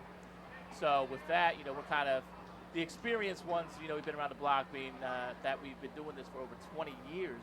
And so it gives us an opportunity to talk to people about the various things we do. The fact that we are a public school, the fact that we do provide every student with a laptop, the fact that, if I remember correctly, the Reading baseball team, Reading High School baseball team actually plays here, and you can actually be part of our school if you're part of the Reading School District and still play for the Reading baseball team and play your games right here at FirstEnergy Stadium. Those are things that people have no idea about, and we get a chance to educate them about that. Not to mention that, hey, we get to have a little bit of fun. We were giving out cooling towels today because it's been a hot one. And just have a chance just to interact with people, and the people, not just in Reading, but everybody that comes here to FirstEnergy Stadium. 3-1 to JT Schwartz. That's a ground ball underneath a diving De La Cruz in the right field, a base hit. 1 run scores. Ortiz throws. Home is offline. McDowell throws to second. Schwartz will be out. So Wyatt Young and Rowdy Jordan both score. That makes it 4-2. JT Schwartz singles. Knocks in a couple of runs with it, but gets thrown out at second base. So 1 out in the inning, bases clear, 4-2 the score. here in the top half of the fifth for Jose Perosa. And, how's the turnout been tonight down at the table? It's probably, always a good chance to meet some new prospective, clients, new prospective customers as well. Yeah, I mean, it's always nice to be able to talk to families, let them know what we're doing. But I think the cool thing about us is just that, like I said, we are a public school. So we just get a chance to talk to kids and kind of get them not to feel so blue about school starting back up and try to get them a little bit excited about school, whether they go to our school or any other school for that matter. Because, it is an exciting time, and it can be a little sad. You're seeing August is coming up. The school year is about to start in a few weeks. But it should be something that you're excited about. So you should always be excited about learning something new. And so we get a chance to not just tell people about our school and, how long we've been around and how we, educate kids and things like that. But we get a chance just to, overall, get kids and sometimes even, some parents excited about the school year coming up. And, it's just been a fun time always here. With the Reddit Fightin Phils, everybody's always so friendly, and it's always nice to come out here. Because one thing about being at a virtual school, even though we have field trips every Friday, we are able to interact with the kids in person. We have over 30 clubs, things like that. You always want an extra opportunity to be able to meet people face-to-face and talk to them. And this gives us a chance to do that. 1-1, swing and a miss to Jose Perosa. Ball and 2 strikes. 1 out top of the fifth. Bases clear, Reading down 4-2. So, if you're a parent of a kid and you're still pondering your options for the next academic year, and Abel gets a swing and a miss there from Perosa. That's the 8th strikeout tonight for McAbel. But if you're a parent and you're kind of pondering what you want to do with your kids kind of coming up, why PA Virtual Charter School? Why is that, why should that be the best option for your kid out there? So I think there's a few things. One, as I mentioned, we're very experienced. This is our 23rd year of us doing this. 2, I would say we're going to give you a ton of support. So that's kind of the big thing with us. I would say now's the time, if you're thinking about possibly going to a virtual school or a change of a school for your child, to contact us just to get information, because we want you to make the right decision that fits for your child. And the best thing about contacting us is we want to help you make sure that you're doing what is right for your kids. So this isn't like a business where we're trying to sell you on stuff. It's more so, hey, let's see what we can do. Let's see how we can inform you about your, what your child needs. And, cyber school isn't for everyone. And if there's a way that we can help you find something else beyond us, we're going to do that. That's a good note to end on right there. As McAbel's day is done, so it'll be a call to the bullpen. So we'll step aside for a moment. But Sheik Mia, the Director of Marketing and Communications, also a head summer camp counselor at PA Virtual Charter School. Thank you so much for joining us, and thank you for your support all season long. Hey, Jake, it was a pleasure. Back after this with this call to the bullpen on the Art Phillies Radio Network. For top flight local jobs, go with who you know. JP Mascaro & Sons are a leading waste removal company. To meet today's employment and service demands, Mascaro is upgrading its already highly competitive employee wage and benefit package for drivers, collection crew helpers, and other positions. Call 888-MASCARO, M-A-S-C-A-R-O, for details. Work for an established local family business committed to its employees. Again, call 888-MASCARO today or apply online at www.jpmascaro.com. Cornwall Manor is an active senior living community on a 190-acre wooded campus in Cornwall, Lebanon County. The community offers independence and opportunities for wellness and fitness, as well as educational and musical programs, and the peace of mind of having convenient health care on site. Cornwall Manor offers a range of residential choices from apartments to homes. Prospective residents are welcome to visit us for lunch and have a chance to learn more about the community. More information is available online at cornwallmanor.org. Cornwall Manor, celebrating 70 years of senior. Vernon University home, flowing away for a ball 1-0 to Brendan McElwain. McAbel's day is done after 4 2/3 innings. Gave up 5 hits, 4 runs, all earned. 4 walks, also 8 strikeouts. Those 8 strikeouts were just one shy of a season high for McAbel. The next pitch from Coons is blowing away for a ball. It's 2-0. Once again, a big thank you to Sheik Mia from PA Virtual Charter School for joining us in the top half of the 5th inning tonight. Here's the 2-0. It's swung on, skied in the air, down the right field line. It'll drift out of play. It's 2-1. PA Virtual Charter School, the sponsor for tonight's post-game fireworks show, along with a long-standing partner of the Reading Fightin Phils. Of course, a big thank you to Sheik and everyone over at PA Virtual Charter School for their continued support year after year here at the Reading Fightin' Phils. 2 balls and 1 strike to McElwain with 2 outs. Next pitch is swing and a miss. Tried to hold up, but Austin Snow, the home plate umpire, will say he went. It's 2-2. Overall for Coons, it's his 23rd game for the Fightin' Phils. 21 innings pitched, 28 strikeouts, 22 walks. Placed on the development list back on July the 3rd. Came off last weekend, was transferred to Jersey Shore, made 1 appearance there. Had a 1-2-3 inning out of the bullpen for the Blue Claws, and now back in Reading. The 2-2 is swung on and fouled back towards the Binghamton dugout. Also looks like we've got a pinch hitter on deck for Binghamton as well. As here's the next pitch home. It is appeal towards first. McElwain thought he went, but he held up. It's 3-2. Not sure who that is on the on-deck circle. It's number 10, but there's no 10 on their roster unless it's Ruiz who's wearing number 10. I think it is Augustin Ruiz. I think he just changed jerseys. He was wearing number 32. It is Ruiz. He just changed jerseys. Here's the 3-2. Swing and a miss. Struck him out. That will retire the side in the 5th. Binghamton, though, does get 2 runs on 2 hits. There were no errors, and they leave nobody on base. We're halfway home in baseball town, running down 4-2 here on the RFL's Radio Network. For top-flight local jobs, go with who you know. JP Mascaro & Sons are a leading waste removal company.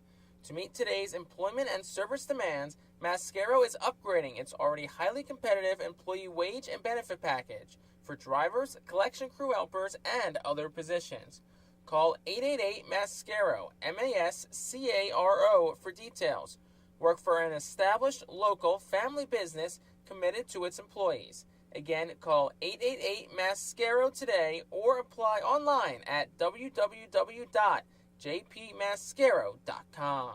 Cornwall Manor is an active senior living community on a 190-acre wooded campus in Cornwall, Lebanon County. The community offers independence and opportunities for wellness and fitness, as well as educational and musical programs and the peace of mind of having convenient health care on site. Cornwall Manor offers a range of residential choices from apartments to homes. Prospective residents are welcome to visit us for lunch and have a chance to learn more about the community. More information is available online at cornwallmanor.org. Cornwall Manor, celebrating 70 years. Partner of the ROG Orthodontics Fightin' Phil's Kids Club.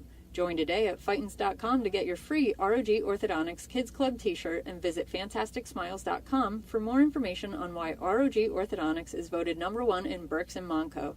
ROG Orthodontics and the Fightin' Phils, 2 great hometown partners. Bottom half of the 5th inning, Binghamton leads 4-2.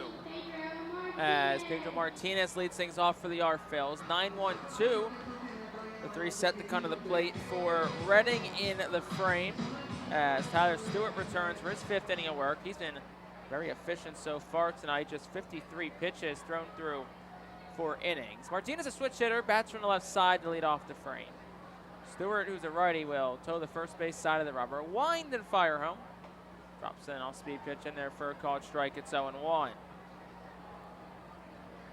Martinez 0 for 1 tonight. Ground out to first base. First time up back in the 2nd. Here's the 0-1 offering, and he swings, nubs it towards shallow left center. In a couple of steps comes Swazi, and he'll make the catch. The left fielder does. That's out line up to Madison Stokes. Now batting for the Fightin' Phils, number 3, Madison Stokes.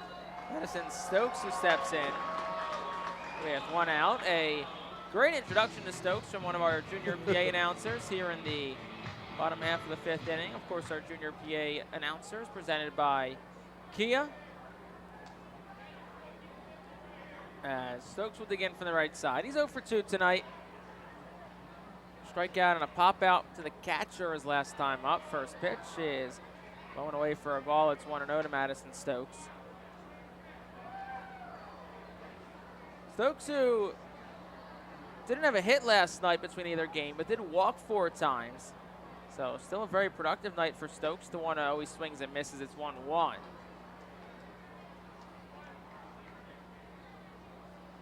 Stokes, who's in his 3rd year with the Fightin' Phils. Here's the 1-1. Swung on, ground ball, foul. Past the third base coach's box, it's 1-2. Spent the 2021 season in Reading. Spent some time on the injured list that year. Also spent time on the injured list last year between May 5th and August 7th with a left rib cage strain, but he's been healthy here in 2023. Next pitch up and in, it's 2-2. And Stokes has been a very valuable member of this Phillies team. Has played every position except for pitcher and catcher. 2-2 to him is low and away for a ball, 3-2. Good at bat work by Madison Stokes. He's also batted in a number of different spots for Alpadrique in the batting order as well, but he really has a home at that leadoff spot. I feel like it's really where Stokes is at his best when he's batting leadoff. Here's the 3-2, and it's low and away for a ball, 4.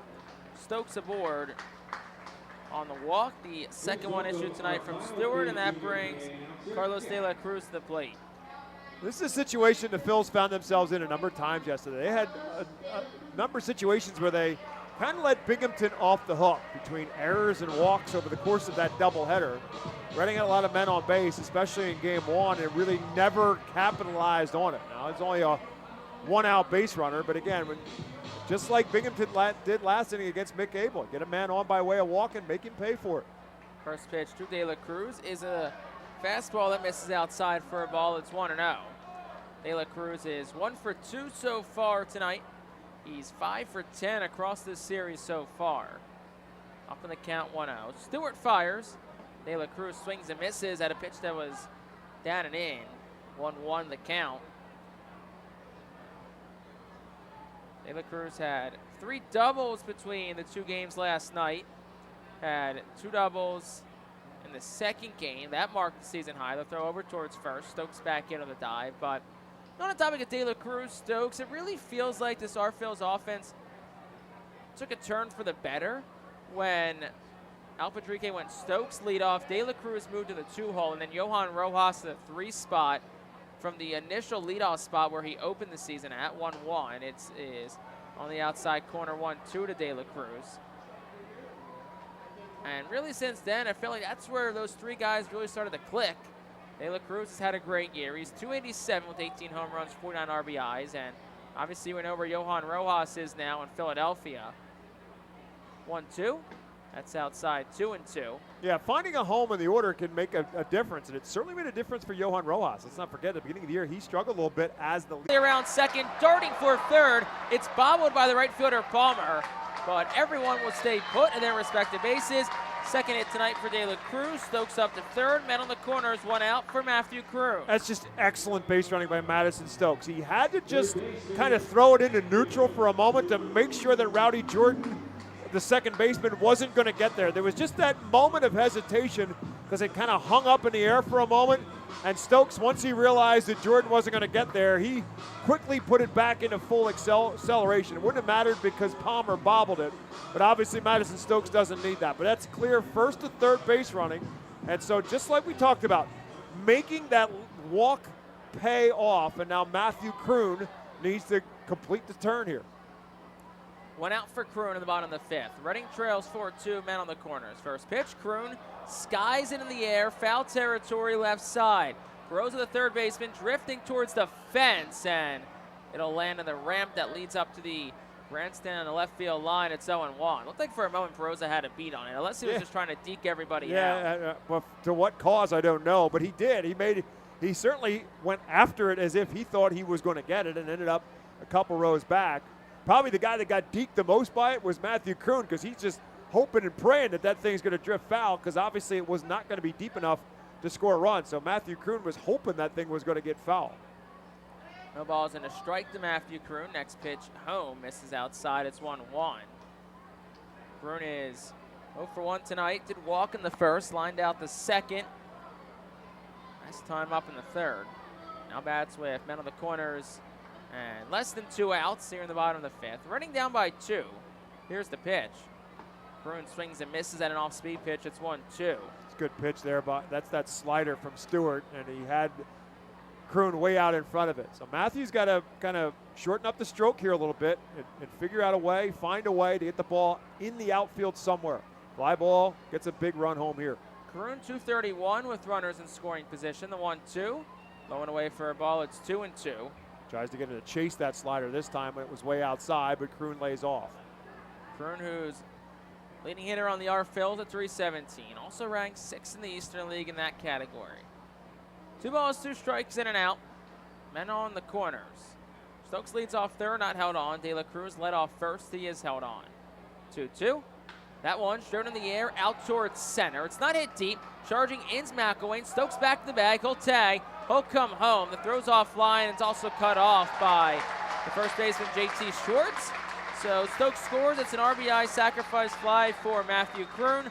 And the R-Phils cut the deficit to 1. It's 4-3 Binghamton. And there you go. That's textbook baseball. Like I said, for Matthew Kroon, you're in a spot where you at least have to get the ball in the outfield. Obviously, if it's a base hit, all the better, but you at least have to drive the ball into the grass and allow that run to score, and he does that. So now that one-out walk to Madison Stokes, the Phils make it pay off, and the inning is not over yet.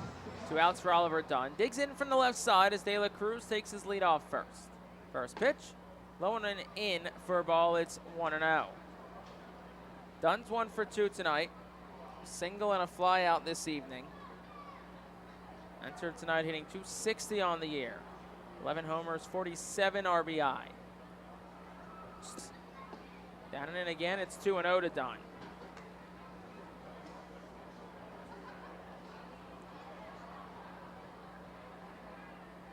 Oliver Dunn, who 0 for 2 and a pair of walks in doubleheader. He awaits the 2-0. That's down and in again, it's 3-0. Heavy dose of slider from Tyler Stewart to Oliver Dunn. 3 balls, no strikes, 2 outs. Jalen Ortiz awaits on deck. Stewart toes the middle of the rubber, slightly closed in his set. Here's the pitch. That's down and in, ball 4. Oliver Dunn kept the bat on his shoulder, works a walk. De La Cruz up to second. 3rd walk tonight for Stewart, and it'll bring Jalen Ortiz to the plate. And with that, a buzz begins to stir in the Ponies bullpen. All kinds of bodies go in motion as soon as ball 4 was awarded to Oliver Dunn. And with that, A.J. Sager, the pitching coach, will also make a trip to the mound. Obviously, this is nothing more than to talk to his pitcher, Tyler Stewart, and also to buy a little bit of time because the bullpen just got up. Daniel Juarez is up and throwing for Binghamton, the 22-year-old lefty. So, got Ortiz and Cannon, back-to-back righties, then Radcliffe, a lefty. So, I don't know if you're really playing matchups too much. It's not a very lefty-heavy R-Phils lineup. Right. Just 2, technically 3 right now with the switch hitter. Of course, that number would then officially be 2 if you bring a lefty in. So, probably not a matchup thing, probably more just your next best available arm. Sure. Based on what you used yesterday versus where you are. Again, Dom Hamill gave them 7 innings yesterday, ultimately turned it over to the bullpen, and it was the bullpen that the Phils got to with Dyson Acosta, who came in to relieve in the 8th inning, and that's where the Phils ended up getting the winning run after Hamill came out. So Jalen Ortiz will dig in from the right side. 2 gone in the inning, men on first and second. First pitch home. Low and away for a ball. It's 1-0. And again, it seems like it happens to him a lot. Another big spot here for Jalen Ortiz. Ball's thrown by Tyler Stewart. So patient approach for Jalen Ortiz. He awaits the 1-0 offering here from Stewart. Swing and a miss. It's 1-1. Went to the slider, and Ortiz was way out in front. Yeah, Jalen had one thing in his mind there, and that was to try to make this a 6-4 game very quickly. But he comes up empty. Stands slightly open in the right-handed batter's box. Fightin trail by 1 in the bottom of the 5th. Stewart ready at the belt. The pitch. Swing and a miss. It's 1-2. Same thing for Ortiz. Just a really big swing from Jalen Ortiz. So again, it's not abnormal for Jalen. He does have a big cut, but now he's got 2 strikes on him. Ball and 2 strikes with 2 outs to Jalen Ortiz. Stewart ready at the belt. Here's the pitch. That's upstairs for a ball, 2-2. Yeah, I was curious to see where Stewart goes there. He fooled him pretty badly on 2 straight sliders. So now maybe just trying to change the eye level a little bit with the fastball up and in. So it's 2-2, 2 outs now to Ortiz. Runners get their leads off first and second, not being held on. Stewart ready again. Here's the pitch. That's up and away. It's 3-2. A slider that is way out of the zone. But see, this is where Ortiz is really good. He is a savvy batter. He has not been a productive hitter, hitting under 200, but he's a very smart hitter, and he's a pretty select hitter. He doesn't chase a lot of pitches. Counts full, meaning runners will be off with 2 outs in the inning. Stewart ready. Here's the pitch. Swing and a miss, and Ortiz goes down on strikes. So that'll end the inning for strikeout tonight for Tyler Stewart. Reading does get a run. They did it on just a hit. No errors and 2 Fightin' Phils left stranded. We'll go to the 6th. Reading trails by 1 here on the Phils Radio Network. Cornwall Manor is an active senior living community on a 190-acre wooded campus in Cornwall, Lebanon County. The community offers independence and opportunities for wellness and fitness, as well as educational and musical programs, and the peace of mind of having convenient health care on site. Cornwall Manor offers a range of residential choices from apartments to homes. Prospective residents are welcome to visit us for lunch and have a chance to learn more about the community. More information is available online at cornwallmanor.org. Cornwall Manor, celebrating 70 years of senior living. Our Phils fans can continue to expect great performances all season long on the Burke's Commercial Roofing stage. It's the home of great local talent, including the Our Phils mascot band. Burke's Commercial Roofing prides itself on being a locally owned and operated company that puts an emphasis on customer service. They provide free on-site estimates and can handle any size repair, restoration, or replacement. Visit burkscommercialroofing.com or call 610-717-3949 for more information. And don't forget to sit back, relax, and enjoy the show at the Burke's Commercial Roofing stage at America's Classic Ballpark. To enjoy a perfectly crafted 1893 from the makers of Pepsi Cola, you must first appreciate its carefully selected ingredients. A dash of cola nut extract, a hint of real sugar, a splash of sparkling water, and a generous amount of attractive spokesperson. Trust me, I'm gorgeous. Cheers to 1893 boldly blended colas, a delicious balancing act of premium ingredients from the makers of Pepsi Cola. Gustin Ruiz leads things off in this top half of the 6th inning. Binghamton a 4-3 lead.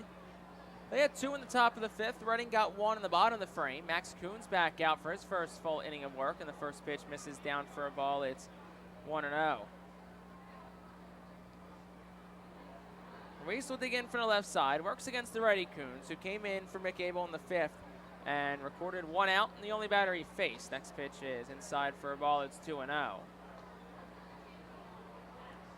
Max Coons, who returned to the Our Phils the other day, yesterday to be exact, back from Jersey Shore where he made 1 appearance. Next pitch is line foul, left side. It's 2-1. Nice crowd tonight here at FirstEnergy Stadium. About 8:30 on the East Coast. Both grandstands look to be close to full as fireworks await after tonight's game. Next pitch is outside for a ball. 3-1. There were fireworks last night, fireworks tonight, fireworks tomorrow, and then Carpenter Mega Blast fireworks on Saturday, the largest show in stadium history. 3-1 is swung on, skied foul, out of play to the left side. Count goes full. Friday night also will include an appearance from Wrestling Hall of Famer Charles Wright. Saturday is also Star Wars night. Our Phils will wear Mandalorian-themed jerseys, with replica jerseys will be on sale in our store that night. 3-2, that one's line of the air towards left center, hit well. Stokes and Ratcliffe go back, splits them, 1 hops the fence. In the second goes Ruiz, puts the brakes on there. It's a leadoff double for Gustin Ruiz. Brings Joe Swazi up on Ruiz's 11th two-bagger of the year. Yeah, a left-handed hitter, and the Phils are playing him to pull. So Madison Stokes was pulled way around to the second base side of the right field, and that was in the gap right off the bat. Long run for both Radcliffe in left and Stokes in center. Just good piece of hitting there by Gustin Ruiz. So he's on second. Joe Swazi, the batter, now for Binghamton. Still no outs here in the top of the 6th. As we said, Saturday, Star Wars Night, Mandalorian replica jerseys on sale in our store on Saturday. First pitch home, swinging a miss 0-1. Also, there will be an auction for game-worn Star Wars uniforms worn by the R Phils. You'll be able to be both leading up to and at the game on Saturday. 0-1, squares the bunt, pulls back, it's 1-1. No outs here in the 6th. Sunday will be a Aaron Nola bobblehead giveaway to the first 1,500 kids in attendance to Sunday's game. That should be a great day at the ballpark. 1-1 is breaking pitch on the outside corner. It's 1-2. Tickets, of course, the remaining 3 games of this series still available. rphils.com/tickets, 610-370-BALL, B-A-L-L, also 2255 on the telephone. Here's the 1-2. Low and away for a ball, 2-2. Or, of course, in person. Walk-ups always are welcome at the Customers Bank ticket office out front at FirstEnergy Stadium. 2 balls, 2 strikes, no outs to Joe Swazi. Reading's bullpen quiet. It's Max Kuhn's inning for now. The righty fires home, and it's outside for a ball that counts full to Swazi. After this week, Reading then hits the road for 2 straight series. That'll trip up to New England. They'll have Hartford for 6, and then they'll be in New Hampshire for 6 before returning home on Tuesday, August 15th against Somerset. Time called given to Joe Swazi. And what projects to be a milestone road trip for the R Phils. One person in particular, that's manager Al Padrique. He currently sits 7 wins away from 1,000 career wins across his minor and major league managerial career. 3-2 home. And they're going to say Swazi offered at an off-speed pitch, so he's down on strikes. Second strikeout for Max Kuhns. That brings Hayden Sanger to the plate. It's a big spot again for Max Kuhns. Gives up that leadoff double, but his job obviously is to keep Binghamton there. Reading came back and got a run back in that bottom half of the 5th inning, so you don't want to, but you got to make sure you don't give that right back now as the pitcher. So he's got to work his way out of this. Continue to throw strikes. First pitch home is just inside of the righty Hayden Sanger, 1-0. Kuhns has the stuff. There's no doubt about it. He started out the year great.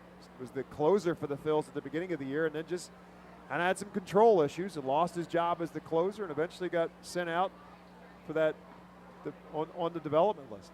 Here's the pitch. That's down low. It's 2-0 to Sanger. Al Padrique's at 993 career wins, so he's 7 shy.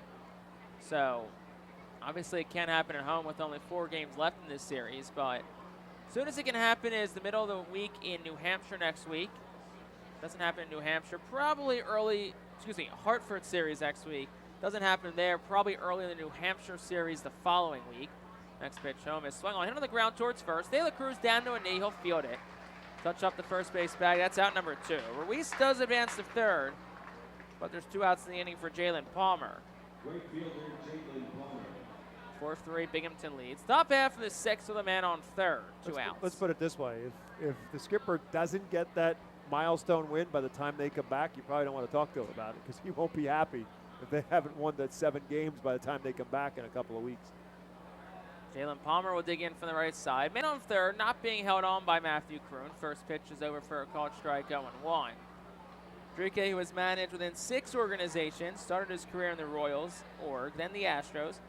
Time the Diamondbacks, which included his lone stint as a major league manager. That came on an interim basis in 2004. Next pitch misses down for a ball, 1-1. Miami won 75 games with AAA Jacksonville in 2021. Of course, the Phillies organization now, where he has most of his career wins. 394 total was in the Yankees organization. 1-1 is outside for a ball, 2-1. Managed at all 4 full season levels for the Yankees. Spent time in Charleston, which is no longer a Yankees affiliate. Single A Tampa, Double A Trenton, which is also no longer a Yankees affiliate, that now being Somerset, and Triple A Scranton Wilkes-Barre. 2-1, swing and a miss, 2-2. Won a Triple A national championship with Scranton Wilkes-Barre, Yankees organization where Padrique had a lot of success. He's also spent time as a coach on some big league staffs, Oakland Athletics, for a few seasons, and was the third base coach for the Miami Marlins last year. Next pitch on the inside corner. That's a called strike 3. That's the third strikeout tonight for Max Coons. Coons works around that leadoff double. No runs on a hit, no errors, 1 left.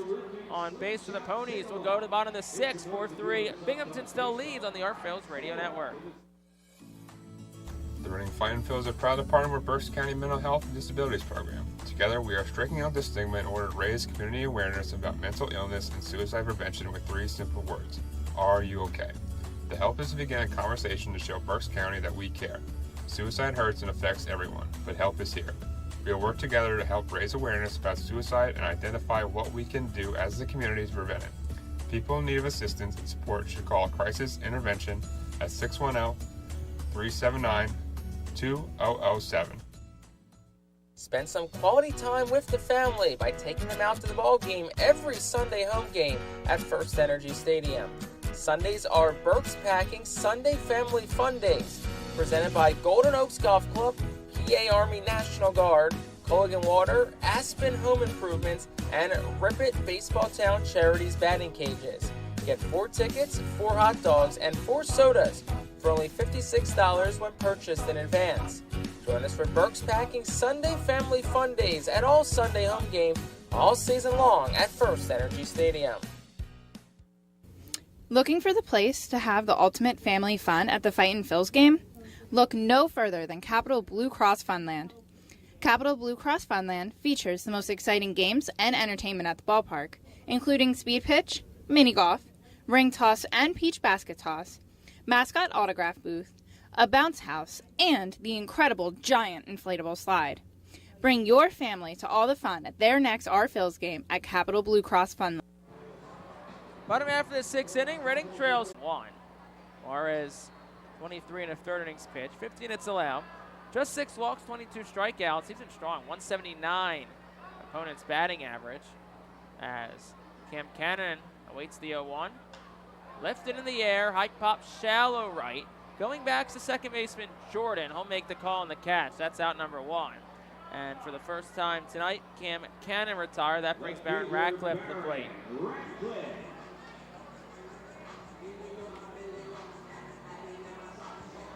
Ratcliffe will dig in from the left side. He's 1 for 2 tonight.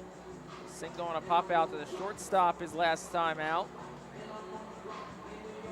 Reading trails by 1. Bottom half of the 6th. Still a lot of baseball left to play. 11 outs to work with for the Fightin Phil's. First pitch home is a little knuckler off the hand. Shot towards the third base side. It'll bounce on the warning track just shy of the fence. Foul. Perosa couldn't get to it. He was playing third baseman Ratcliffe to pull to the right side. Jake mentioned the numbers for Juarez here since being called up from Brooklyn. In 23 innings and 22 strikeouts, 6 walks. His numbers in Brooklyn were outstanding. Were called up at the end of May. 15 innings, 24 strikeouts, and 6 walks. Here's the pitch. Ratcliffe swings and fouls it straight back. It's 0-2. 1 out, bottom of the 6th. Bases are clear. Reading trails Binghamton 4-3. Jake Starr, Bob McCool. Thanks so much for joining us tonight here on the Reading Fightin Phil's Radio Network. Game 3 of a 6-game set this week with Binghamton. Next pitch, Ratcliffe off the end of the bat. Sky-high foul ball. Foul territory. Perosa will give chase, and the third baseman will watch it land out of play. The count stays 0-2. Night off for the big club, the Phillies. They traveled out to Pittsburgh today. They'll start a 3-game set with the scuffling Pittsburgh Pirates tomorrow night at, in my opinion, one of the most beautiful parks across Major League Baseball, PNC Park. 0-2 is outside for a ball 1-2. Phillies, who are right in the heat of the National League wild card race. Every game, every win, very important for the big Phils at this point. Here's the 1-2. Ratcliffe, it's a hanger breaking ball in the shallow right field. Jordan goes back again, maybe a couple steps further than the last at-bat, and he'll make the catch route number 2. That'll bring Max McDowell to the plate. Look around the organization. Lehigh Valley won a slugfest yesterday with Syracuse. They were up 12-0 at one point. Right. They won 14-11. Weston Wilson, shocker to nobody, homered again. It's 25 now for Weston Wilson. Leads the Phillies organization in home runs. The guy who's number 2 is Carlos De La Cruz with 18. Here's Max McDowell. First pitch to him is at the knees for a called strike 0-1. Jersey Shore split a doubleheader against Aberdeen yesterday. Clearwater also played a doubleheader. They won the first contest on the road at the Jupiter Hammerheads. Pitch to McDowell. He swings, hits it towards right center. Jalen Palmer goes back towards the gap. He'll make the catch a couple of steps in front of the track. And that'll retire the side in the 6th. Runs no hits, nobody left for the Fightin Phils. We're 2/3 of the way home here in Baseball Town. Binghamton 2, Reading 1. Binghamton 4, Reading 3 here on the Our Phils Radio Network. Are you looking for a reliable food distributor to meet all your culinary needs? Look no further than our trusted team at Feaser's Food Distributors. For over 120 years, our products have been sourced from the best farms and suppliers, ensuring that you get the best ingredients for your restaurant or organization. From fresh produce to premium meats, Feaser's supplies everything but the appetite. Visit Feasers.com today to experience the difference in working with a top-tier, family-owned food distributor. Feaser's, your partner for success in the kitchen. Looking for a fast and hassle-free way to get your snacks and non-perishable groceries? Look no further than FeasersDirect.com. With just a few clicks, discover the convenience of having your culinary essentials ready for a pickup at our headquarters in Harrisburg. Empowering communities one relationship at a time is our commitment at Tompkins. Our customers have thrived thanks to our focus on local lending and their commitment to the customers they serve. They do a great job, everything for us from our banking, our insurance, to our wealth management. Tompkins has always been there for us. We see a long relationship with Tompkins. They're good people. Tompkins, banking, insurance, wealth. Member FDIC Equal Housing Lender. Investment and insurance products are not FDIC insured, not bank guaranteed, and may lose value. Be the first to know everything about your Red and Fightin Phils by signing up for the Baseball Town Insider email newsletter. Once you become a Baseball Town Insider, you will receive breaking news about Fightin's promotions, including giveaways and guest appearances, special events, exclusive offers, and discounts on tickets and merchandise, just for being a Baseball Town Insider. Visit Fightins.com to sign up for this free email newsletter. Baseball Town Insider. Stay in the loop and become a member today. Top of the 7th, Binghamton by 1. There's a new arm on the mound for Reading and Tommy McCullum. And I'll toss things over to a familiar voice here in the booth, and Bob McCool, to tell you all about him. Alberta University Golden Wolves call the bullpen, brings in the 24-year-old right-hander Tommy McCullum. Just brought up from Jersey Shore, making his Reading Fightin Phils debut. And the first pitch he throws to leadoff batter Wyatt Young is fouled out of play. McCullum a fastball at 93 on the gun. Called up from Jersey Shore after making 34 appearances for the Blue Claws. 0-0, 2.31 earned run average. Had 7 saves and 8 opportunities. As the 0-1 pitch to Wyatt Young is over for a called strike. No balls and 2 strikes. So Tommy McCullum and Orion Kirkering both made a great combination in Jersey Shore, and now they're both in the Reading bullpen. 0-2 pitch outside for a ball. It's 1-2 to Wyatt Young, who's walked and scored twice in this game and has a strikeout in between that walk sandwich for an official 0 for 1 on the night. 1 ball and 2 strikes to him. Swing and a miss, strike 3. Max McDowell will pick it up, toss it to first, and Tommy McCullum's first batter in Double-A is a strikeout to Wyatt Young for out number 1 in the 7th. Yeah, I think you also throw in Carlos Francisco as well, too. You know, some guys who have had a really strong... He also throws it. And so now he will face Rowdy Jordan, who's 1 for 3 on the night. Had a big base hit in that 2-run 5th inning for Binghamton that has them on top right now 4-3. It also ultimately was the undoing of Mick Abel as that inning evolved. 1-0 pitch is fouled out of play. It's 1 ball and 1 strike to Rowdy Jordan. Young started with a walk and then took off for second. Little hit and run action for the manager, Reed Brignac, for Binghamton to get those two going. And Jordan with a single through the shortstop hole. That put runners at the corners, and J.T. Schwartz plated them after Jordan had stolen second. So that was the 2-run single that has Binghamton on top right now 4-3. As McCullum misses up and away, it's 2-1 now to Rowdy Jordan. This one fisted into center field. Madison Stokes will have to drift a little bit to his right, make the catch for an easy out number 2 on the 7th inning. McCullum's a big dude. He's 6'5", he's 260 pounds. Was born in Atlanta, grew up in North Carolina, in Clemson, North Carolina. Played his college baseball at Division II Wingate College. Helped them win a national Division II championship. And went undrafted out of college and was signed by the Phillies as an undrafted free agent in 2021. He faces JT Schwartz, who had that 2-run single that has Binghamton on top right now. In his last plate appearance, he's 1 for 2. He also walked back in the 1st inning. First pitch from McCullum is outside for a ball. 1-0 pitch. Hopper towards the right side. Carlos De La Cruz will field it, take it for the play by his lonesome, and that'll do it. 1, 2, 3, go the go the Binghamton Rumble Ponies. In the 7th, it's 7th inning stretch time in baseball. Binghamton still on top, 4-3 when we come back. Nursing home neglect is a serious problem. If you or a loved one has suffered from bed sores obtained in a nursing home or a fall down in a nursing home resulting in a fracture, our friends at Swartz-Culleton can help. Call the attorneys at Swartz-Culleton for a free consultation. Their phone number is 1-800-JUSTICE. That's 1-800-587-8423. Once again, call 1-800-JUSTICE today. Swartz-Culleton is a proud sponsor of the Reading Fightin' Phils. International Fireworks is the official fireworks provider of the Phillies. International Fireworks shoots every fireworks show throughout the season, including 8 Mega Blast fireworks shows. International Fireworks also provides the pregame fireworks after the national anthem at each game. International Fireworks has a nearby retail store in Douglasville, Pennsylvania, where you can purchase all of your fireworks. Visit fireworksorus.com for more information about the International Fireworks retail store in Douglasville. Thanks again to International Fireworks, the official fireworks provider of the Phillies. There's a weekend in July where the baseball world revolves around a village in upstate New York. Baseball Hall of Fame induction weekend in Cooperstown is an unforgettable experience filled with family-friendly activities and priceless moments. Make your plans today for July 21st through the 24th for the induction of Fred McGriff and Scott Rowland as the class of 2023. Visit baseballhall.org today for the entire schedule. See you in Cooperstown, where the journey becomes legend.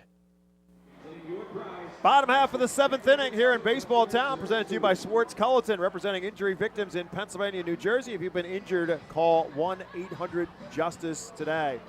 Fightin' Phil's Binghamton Rumble Ponies in the bottom of the 7th inning with the Ponies on top 4-3. Pedro Martinez will lead it off for the Fightins here in the 7th. And at the top of the order, Madison Stokes and Carlos De La Cruz, as Pedro Martinez, the switch hitter, will bat right-handed for the first time, and he'll lift one off of Daniel Juarez into right field, right to the right fielder Jalen Palmer. 1 pitch and 1 out here in the 7th for the Fightins. That'll bring up the top of the order in Madison Stokes, 0 for 2 on the night, but again, another walk for Madison Stokes. And ultimately, the Phils were able to turn that into a run back in the 5th inning to close it to a 4-3 game. Binghamton with single runs in the 1st and the 2nd. The Phils with a run of their own in the 2nd to make it a 2-1 game. And then the 2 Binghamton in the 5th. Phils counter with a solo run in the 5th to make it a 4-3 game. Juarez comes with a pitch to Madison Stokes. It's over for a called strike 1. Right quickly back with the 0-1 pitch that's up and in for a ball. So 1 ball and 1 strike from Daniel Juarez. 22-year-old left-hander, originally from Venezuela, signed by the Mets in 2019 as an international free agent. 1-1 pitch to Stokes. Over at the letters for a called strike 2. Last year, Juarez began the season at Single-A St. Lucie and then went for the last 5 games of the 2022 season to Brooklyn. Began this season in Brooklyn and is now here in Binghamton as he misses inside. Now it's 2-2 to Madison Stokes.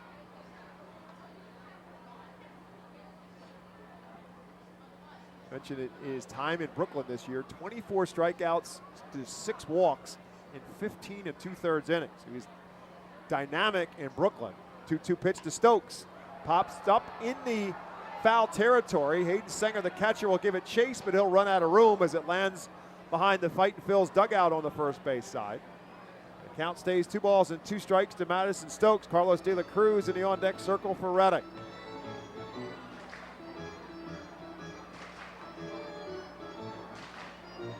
Our EPAW game time weather forecast tonight. Hot and humid day here in Berks County. EPAW source for public and private forecasts in Pennsylvania, New Jersey, Delaware, and northern eastern Maryland. Game time temperature was officially 85 degrees. Breeze blowing at about 7 to 10 miles an hour. Slowed down right now. Flag pretty still in left center field as that pitch is up and into Madison Stokes, who's now worked the count full. With 1 out here in the bottom half of the 7th inning. Matt Seelinger up and throwing right now in the Reading bullpen. As the lefty Juarez deals, Stokes fouls it away. Daniel Juarez came in to pitch the last inning after Tyler Stewart started and went 5 innings, gave up 6 hits, 3 runs, 3 walks, and 4 strikeouts. 3-2 pitch. Stokes lifts this one up and again in foul territory. Sanger off with a mask. This time he'll have room, and he eventually tracks it down right near the on-deck circle in front of the Binghamton dugout. That's out number 2. Second time Stokes has popped out to the catcher tonight. Just getting a bit under it, those couple at-bats. Into the walk and the run scored. It's like we talked about with him last at-bat is, even if he's not getting base hits, Stokes always finds a way to contribute, whether it be in the field or on the base pass, and just getting on base and being productive and scoring runs. Here comes Carlos De La Cruz, who's got a couple hits tonight, 2 singles to this point in time, 6 hits in the series now for De La Cruz.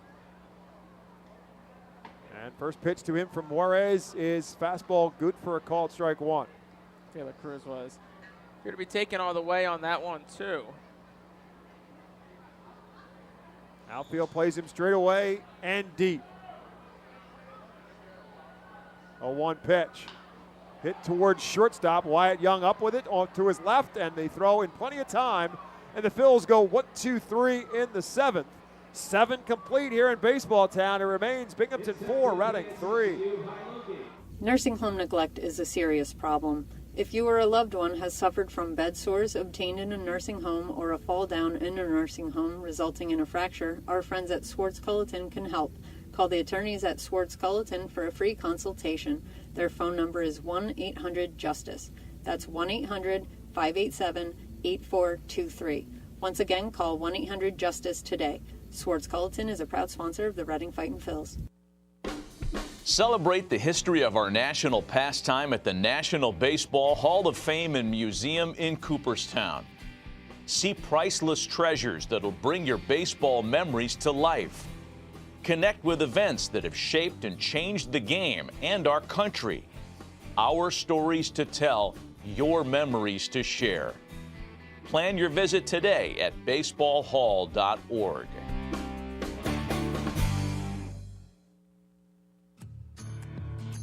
The Reading Fightin' Phil's birthday package is the best way to celebrate a birthday.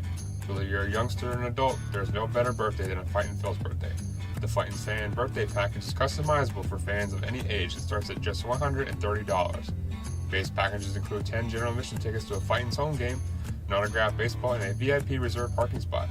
Fans can also add a wide variety of experiences and options to make sure your favorite Fightin's fan's birthday is a grand slam. The Alvernia University Golden Wolves call the bullpen for the Reading Fightin' Phils. Will bring right-hander Matt Seelinger into the game after a very quick and effective debut for Tommy McCullum. Did not give up a hit in his 1 inning. Struck out 1, did not walk a batter.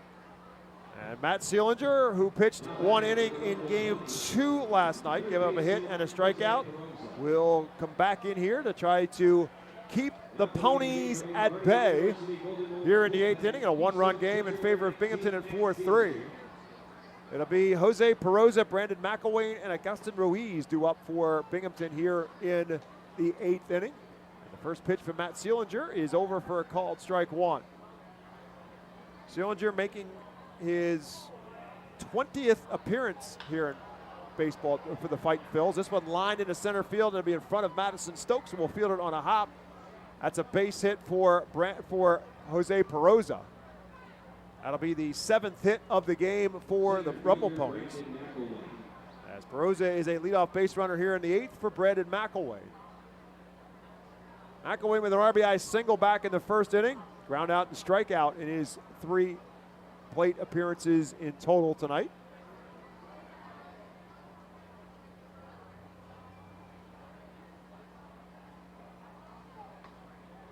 Try to check his swing there. They'll appeal and say he did not go around.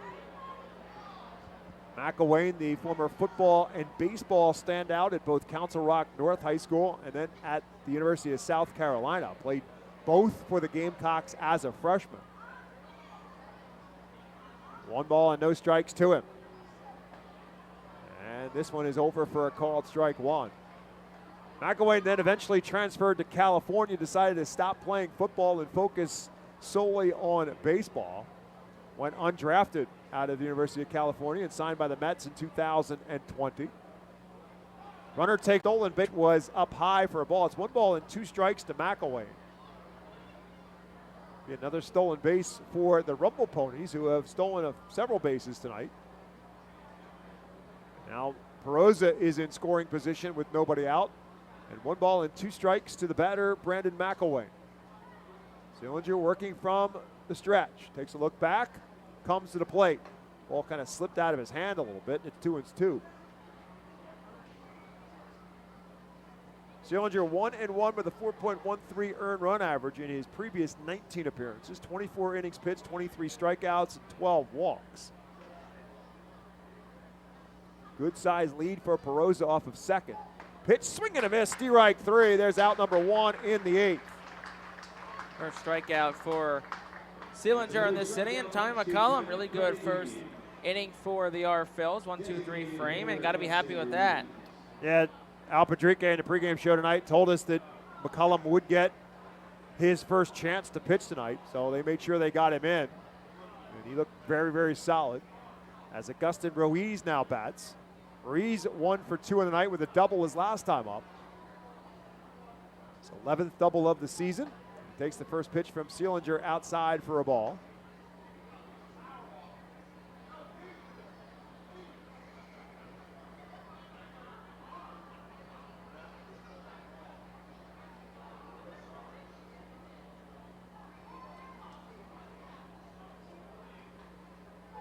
This one hit into right field, through for a base hit. Perosa's going to get held up as Ortiz's throw comes in on a hop to McDowell. So it'll be a base hit for Augustin Ruiz, and the Ponies have runners at the corners with 1 out. Yeah, ball was smoked, 100 off the bat to right field. Ortiz was charging full speed, so you're Binghamton. Good thing Reed Brignac put up the stop sign to Perosa. He would have been a dead duck at home plate, but if anything, this puts double play in order with 1 out. So for the Fightin' Phils and Matt Sillinger, you'd love to try and turn a ground ball here. That'll bring up Joe Swazi. Swazi 0 for 3 on the night. Now 0 for 7 in this series. Keelan Kilgore now begins to loosen up in the Phils bullpen. Pitch tapped at the plate and dribbles into foul territory. I think in an ideal situation, Kilgore is up for the 9th inning as much as anything, with some left-handed hitters due up at the top of the order for Binghamton. Yeah, those are my thoughts exactly, too. You go left switch left the top 3, so the hope is Sillinger can get out of this inning, and then you bring Kilgore in for the 9th. First and third, 1 out right now for Sillinger. No balls and a strike to Swazi. Drives this one down the first baseline and drifting towards the Phils bullpen. Ortiz gives it a chase, but it's well into the first base grandstands. And it's no balls and 2 strikes now to Swazi. Strikeout would be big for Sillinger. Double play would be ideal on a ground ball, but he'll take the strikeout if he can get it. Swazi looking to try to score some insurance right now for Binghamton with a 1-run advantage here in the 8th.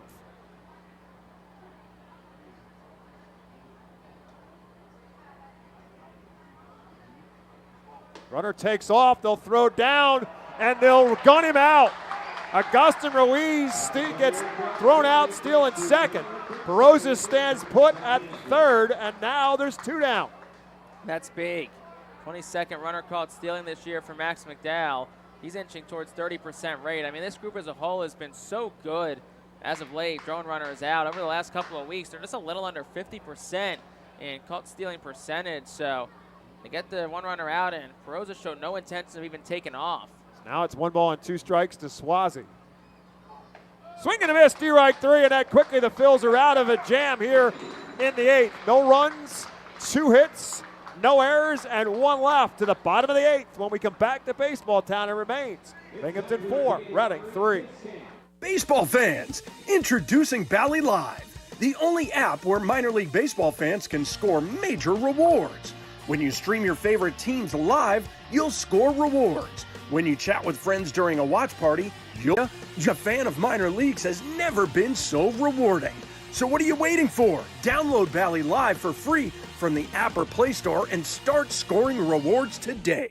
Berks Immunization Coalition works to provide leadership and education in promoting age-appropriate immunization across the lifespan for all residents of Berks County. This is a coalition comprised of local physicians, nurse practitioners, school nurses, immunization coordinators, immunization advocates, and pharmaceutical representatives working to encourage continuity of immunization through medical resources. They focus on educating both the community and the providers. For more information, please visit www.immunizeba.org and click Local Coalitions. Baseball Town Charities is a nonprofit 501c3 charitable organization founded to keep baseball alive in Reading. Youngsters can benefit from the many life lessons the game can offer. Baseball Town Charities currently supports kids and adults with mental and physical disabilities through the Baseball Dream League. Baseball Town Charities also supports inner-city baseball development through the Rip It for Life program, which provides growth both on and off the baseball field. For more information, please visit baseballtown.org. We head to the 8th. There remains a 1-run advantage for the Binghamton Rumble Ponies. 4th on our team. Drinke's batting order tonight. As Kroon stands in, 0 for 1 on the night. Walk, sacrifice fly, and first pitch swinging a hard roller to Jose Perosa, but right at the third baseman. They'll make the play in plenty of time for 1 pitch and 1 out here in the 8th. Yeah, I mean, Arfo's been very aggressive at the plate, and they've been swinging early in counts. No, not a lot of high-pitch innings. 2 innings for Binghamton pitching tonight over 20, and 1 of the innings was just at 20. So everything's pretty much been 20 or below, except for the 5th when Stewart threw a 28-pitch frame. Daniel Juarez now in his 3rd inning of work as he faces the left-hander Oliver Dunn. Lefty on lefty, and pitch up and in to Dunn. Oliver 1 for 2 tonight. Single in the 1st, walk in the 5th, fly out to center field in between. 1-0 pitch coming from Juarez. Is low ball 2.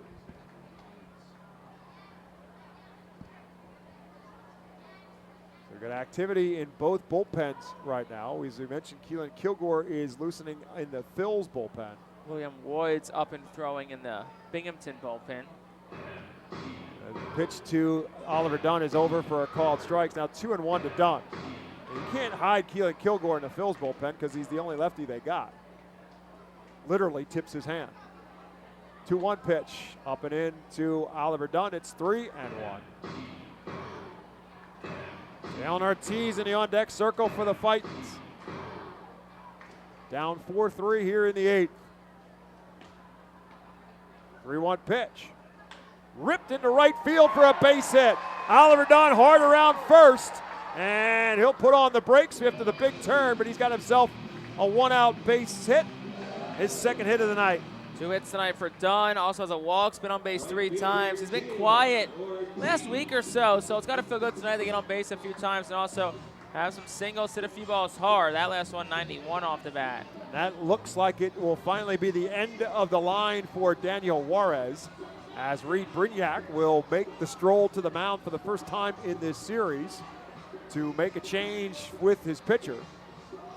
We'll assume that being the case, only because we haven't seen Brignac make the walk to the mound. We've seen his pitching coach, A.J. Sager, do that. But this is the first time that Reed Brignac is going to do that, and now he'll signal to the umpires that he wants the right-hander. So it is indeed the Alvernia University Golden Wolves called to the bullpen with 1 out here in the bottom half of the 8th inning. There will be a pitching change coming for Binghamton.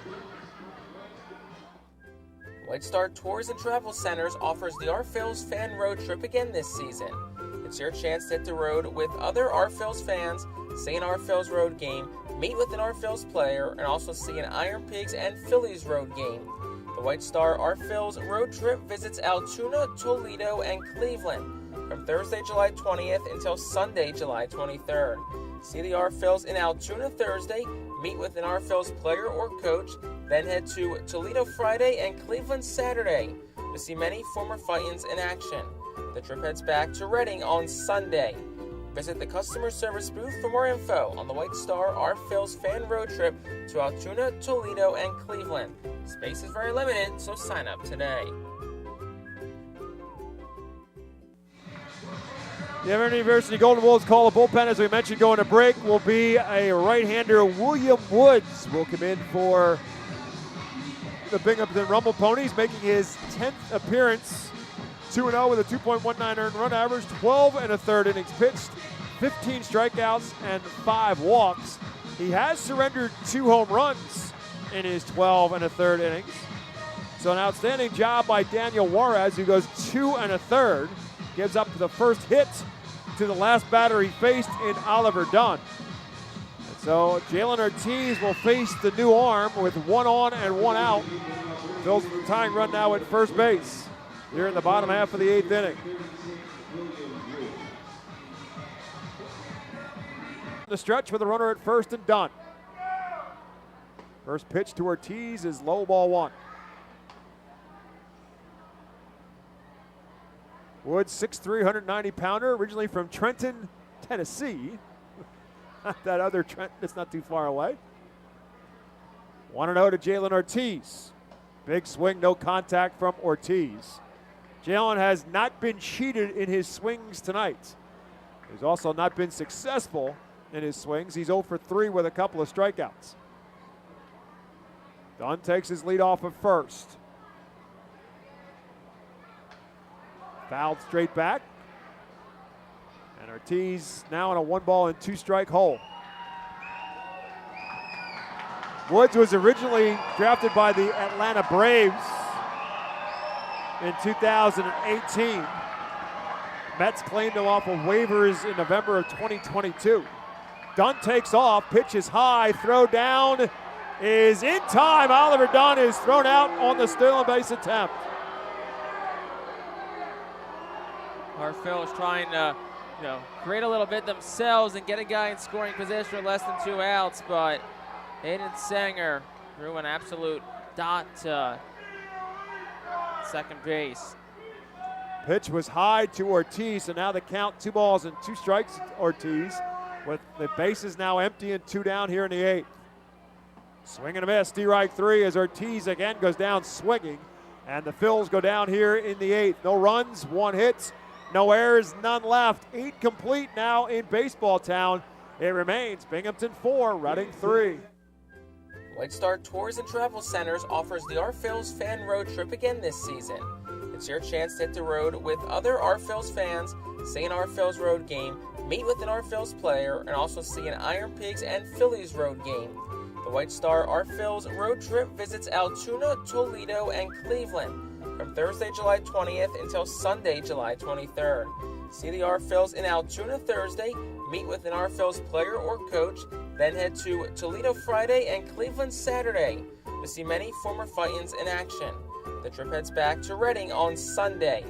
Visit the customer service booth for more info on the White Star Our Phils fan road trip to Altoona, Toledo, and Cleveland. Space is very limited, so sign up today.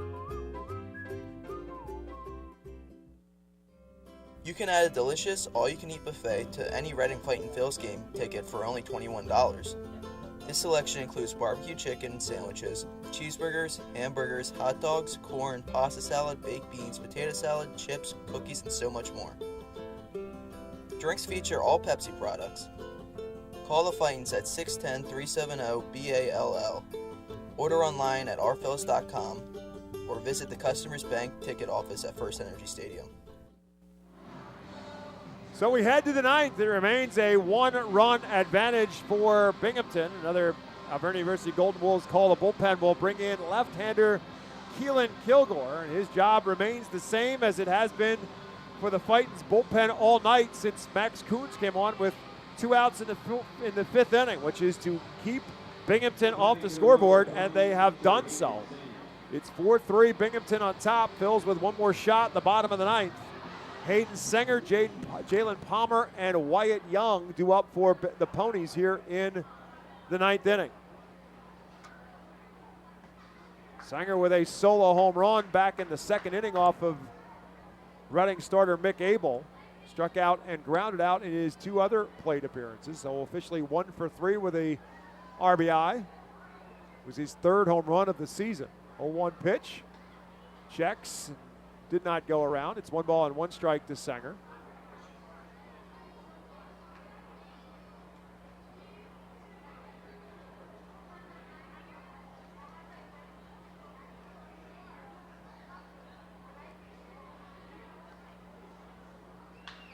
Rips this one down the third base line and in for extra base hits as it will roll all the way to the fence. And Hayden Singer has himself his 2nd extra base hit of the night and a leadoff double for the Rumble Ponies here in the 9th inning. Yeah, 3rd time in 4 innings that Binghamton's got the leadoff man aboard. Actually, 4th time in 5 innings. 3 times in 4 they've gotten the leadoff man aboard. The 6th and the 8th they did, but they would have stranded it both times. So see, Keelan Kilgore can have similar success that prior pitchers did in stranding runners. Kilgore making his 30th appearance for the Fightins as he now faces Jalen Palmer, 1 for 3 in the night, single and a couple of strikeouts. First pitch over for a called strike 1. Kilgore on the season, 3 wins, 1 loss, 3.89 earned run average, 34 2/3 innings pitched. He struck out 40, he's walked 21. Singer takes his lead off of 2nd, 0-1 pitch to Palmer. Fouled out of play, and he's quickly ahead of the 9-hole hitter, no balls and 2 strikes. Wyatt Young in the top of the order in the Binghamton on-deck circle.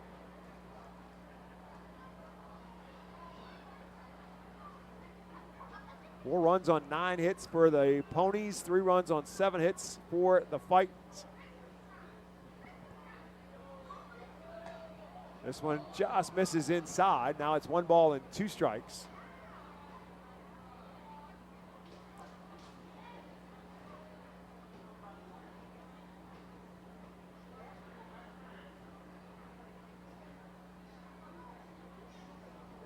Palmer, the right-handed hitter, facing the left-handed Keelan Kilgore. Fouls it at the plate, staying alive at 1 and 2.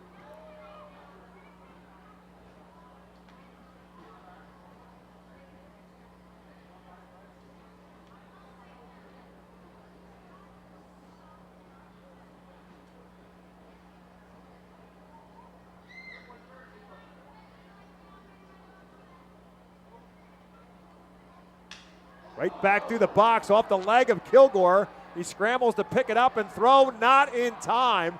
Again, Palmer with the wheels. That's his 2nd infield single of the night. And now they'll check to make sure Kilgore is all right. And anytime the runner from 2nd, Hayden Singer, moves up to 3rd base.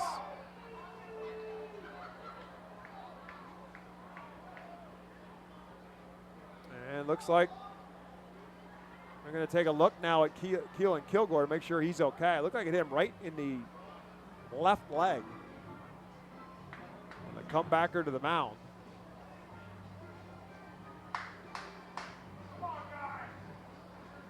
He says he's okay. See if they don't give him a pitch or 2 just to check that out. Sure, if he wants it, they would give it to him. I think Kilgore may have thought he got the runner out too, as well. He said something to probably Woody at first. I'm sure he's saying like, hey, like I think I may have gotten him. So now top of the order, Wyatt Young, with 2 on and nobody out. Phils will bring the infield up, try to cut down that insurance run out right now for Binghamton. Outfield comes up a little bit as well for the diminutive Wyatt Young. Helps them on a case of a shallow fly ball. Young shows bunt, pulls the bat back. With a safety squeeze. Runner at 3rd base, Hayden Singer, had a lead but was not off on the pitch. Reed Brignac's done some small ball himself over the course of this series, much like Al Padrique did last night to help the Phils win Game 2 of the doubleheader. Ponies have done a lot of that so far tonight. Runner takes off from first, and Palmer will move up easily. There's nobody there to cover the bag with the infield up. So Palmer picks up another stolen base. And that takes the double play out of the equation. But again, with the Phillies infield up, they were not looking for the double play. They're looking to cut down that run. No balls and 2 strikes now to Wyatt Young. Tries to get him to chase, and Young does not. It's 1-2. Yeah, for the Phillies, stolen base or not, it's still the same thing. It's a play at home regardless, and it wasn't a force initially, so for them it doesn't really make a difference towards what their strategy is.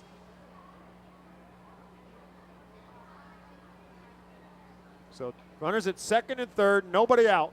Top half of the and the run will score as Wyatt Young will get the sacrifice fly and the RBI, make it a 5-3 game. Second baseman Rowdy Jordan. You just got enough hit it deep enough to allow the run to score, and that could be a big insurance run. 5th run of the day for Binghamton. They now lead by 2. Our Phillies now a little bit more of an uphill climb to battle in the bottom of the 9th. And they're not out of the woods yet as Rowdy Jordan now bats. Still the runner in scoring position in Jalen Palmer at second base and 1 down. Infield now comes back, obviously, with a runner at second base. Jordan 1 for 4 on the night as he takes the first one over for a called strike. Singled and scored back in that 2-run 4th inning for the Ponies. 5 runs now on 10 hits for Binghamton, 3 runs on 7 for the Phils. Kilgore takes a look back to second. Comes with his 0-1 pitch. Swing and a miss. Jordan comes up empty. Kilgore quickly jumps at him of Rowdy Jordan. No balls and 2 strikes.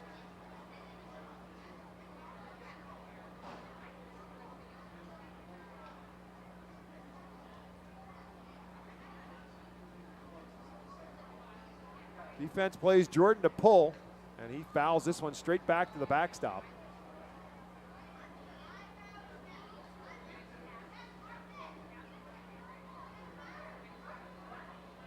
JT Schwartz in the on-deck circle for Binghamton.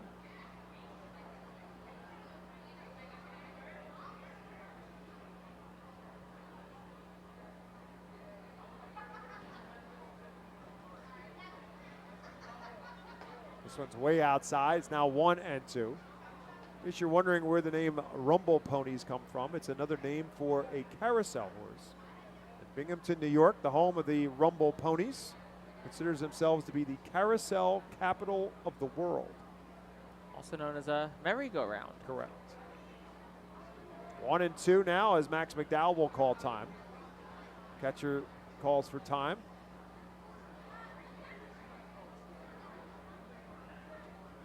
They were at one time the Binghamton Mets. Now the Rumble Ponies instead. Give themselves their own identity. This one driven into center field. Madison Stokes will drift over to his left and back a little bit. He'll make the catch. Palmer will tag, and the throw will be cut off. So it is at least a productive out for Rowdy Jordan as he moves Palmer to third base now with 2 down. Yeah, productive out. Got Stokes back and towards, going away from third base. So pretty easy tag up decision. Second out of the inning. Kilgore will look to get Schwartz out and then give the team a chance to bat in the 9th.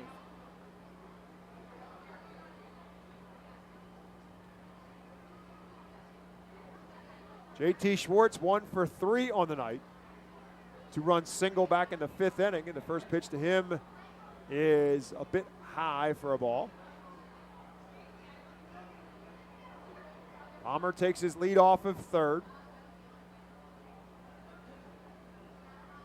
Outfield plays Schwartz around the other way for the left-handed hitter. The pitch is up high again. It's 2-0. So lefty on lefty matchup right now with JT Schwartz batting, but Keelan Kilgore quickly falls behind him. 2 balls and no strikes.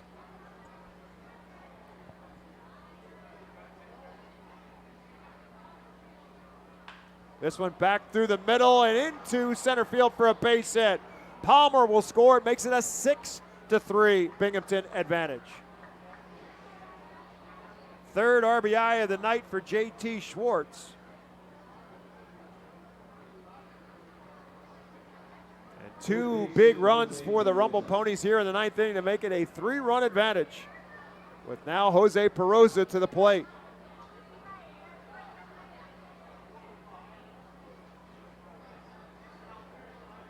Perosa 1 for 4. First pitch to him is outside for a ball. Rumble Pony bullpen is quiet, so it would appear it is William Wood's 9th inning to pitch. Committee got the last out of the 8th. Pitch to Perosa, swings through it. It's 1 ball and 1 strike to the cleanup hitter for Binghamton.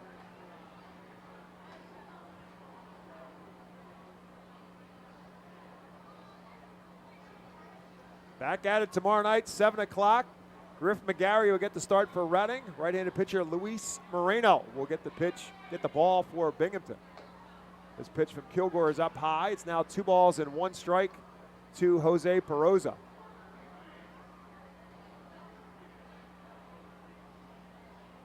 A.T. Schwartz takes his lead off of first.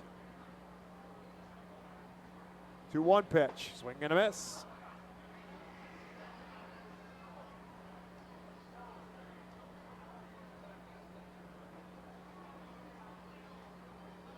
Kilgore looking for 1 more strike here to get out of this mess. 2-2 pitch. It's inside, ball 3.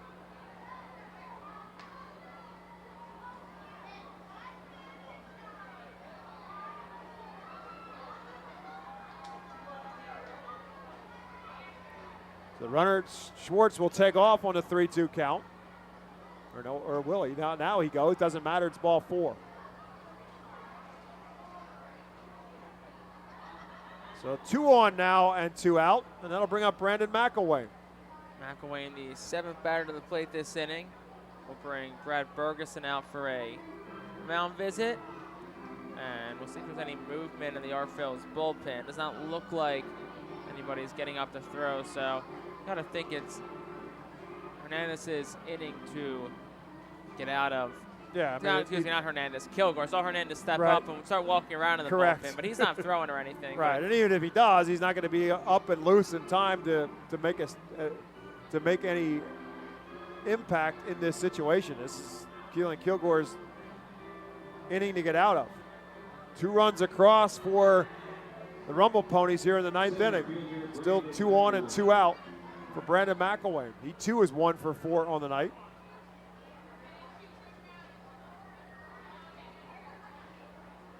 Binghamton only had 6 hits total in the first 2 games of this series. They have 11 hits tonight.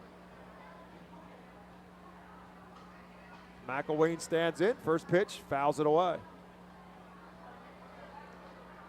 It's a Binghamton offense, too, that entering tonight ranked last in the Eastern League with a .225 batting average. So it's a team that, over the large sample size, not hit a ton this year, but tonight they've had a lot of hits. They left a lot of guys on, but these last few innings they've been able to get guys home. McElwain takes this one up and away, ball 1, 1-1. Visible frustration on the part of Keelan Kilgore right now. Again, his job was to come up with a shutdown inning. He surrendered 2 runs, and he's got 2 men on. This one, broken bat roller to third, Kroon up with it, and in plenty of time, and that'll do it for Binghamton, but they do some damage. 2 runs, they did it on 3 hits, they left 2. We head to the bottom of the 9th. Last chance for the Fightins. They need 3 to tie and 4 to win it. Unlike any other area in FirstEnergy Stadium, the Savage 61 Dugout Suite puts you in the closest seat to the action on the field. Located just a few feet from the diamond on the first base side with covered seating, abilities of motion accessible seating, and the most unique view around. Your group will thank you over and over again for this one-of-a-kind experience. Tickets for the Dugout Suite start at $27 and include options to add food and drink packages. The ProMax Fence Systems Foul Porch is an exclusive group experience. Located in our left field corner, groups of 20 to 30 people are treated to 2.5 hours of all-you-can-eat buffet and drinks. In a festive atmosphere with a bird's-eye view of the visiting bullpen, regular season tickets are $34 for groups of 20 or more. Call us today at 610-370-BALL to reserve a spot for your group. The Penn State Health St. Joseph's 67 Club is the original hospitality area at FirstEnergy Stadium. Conveniently located along the third base side, the 67 Club gives you a front row seat to all the action at the hot corner. The area is safely protected from line drives with a large see-through net. Starting at $34, groups of 20 or more can enjoy a 2.5-hour all-you-can-eat buffet. Children 4 and under are free. Visit rphils.com or call us at 610-370-BALL to reserve your group outing today. Jimmy G's Railroad House and Sports Bar and Restaurant in Sinking Spring is a family-friendly neighborhood sports bar and award-winning restaurant serving the Berks County area for many years. Catch a game on one of their 26 high-definition televisions. Come try the delicious food and drink menu.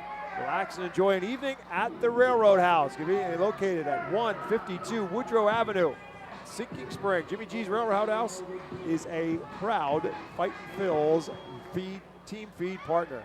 Cam Cannon will lead it off for the Fightins here in the bottom of the ninth, to be followed by Barron Radcliffe and Max McDowell, facing William Woods, who came in to get the final out of the 8th inning, and now starts here in the 9th and starts Cannon with a pitch that's low for a ball, and the second pitch is at the knees for a strike one.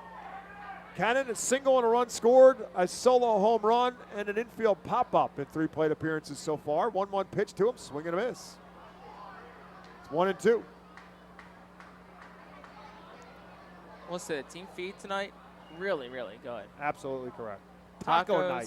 Tacos, fajitas, nachos, rice. It was really, really good. 1 ball and 2 strikes to Cam Cannon. Fisted towards short, and Wyatt Young will drift into shallow left field. The shortstop will catch it for out number 1. That'll bring up Barron Radcliffe. Radcliffe 1 for 3 on the night with a single. A couple of infield pop-ups in his other 2 plate appearances.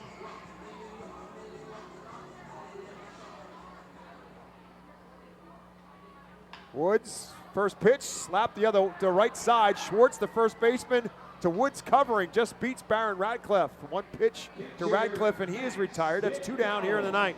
Well, it's 2 quick outs. Any chance for the Fightin' Phil? It's going to start here, Max McDowell, but you know, I got to give credit to Binghamton's pitching. They've forced the Phil into a lot of early swings early on in counts, and you know, it's kept their pitch count down mostly, and it's, you know, resulted in some quick innings. Max McDowell 0 for 3 on the night.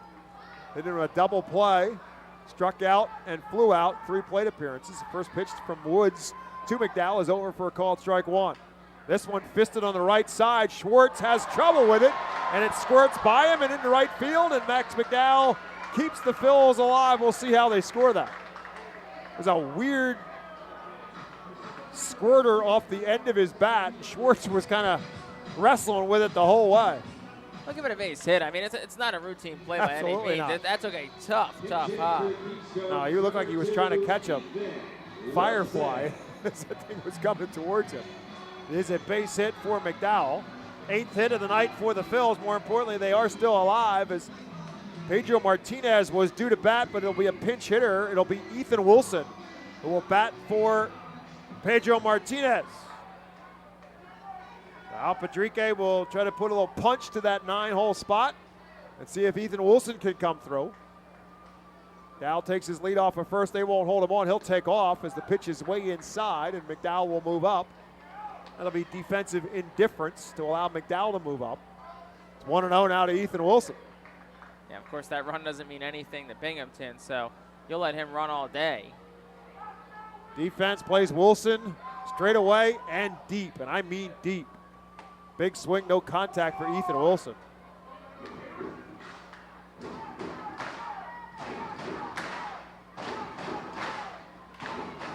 Runner at second base, 2 down. Phil's down by 3 in the bottom of the 9th inning. 1 ball, 1 strike to Ethan Wilson. Swing and a miss. Wilson had trouble last night timing up the pitchers. Now Padrique giving him the night off. But now calls on him to try to make something happen with 2 down here in the 9th inning. Phil's down now to their last strike. Fouls this one, and it'll drift in over the Binghamton dugout. Bounce into the seats. Look, Wilson can find a way on here. Yep. Now you bring the tying run to the ball plate. game's far from over, and he got the top of the lineup up next. So that's what Ethan Wilson's thinking right now. Somehow, some way, get himself on board. 1 ball and 2 strikes. Woods pitching to Wilson.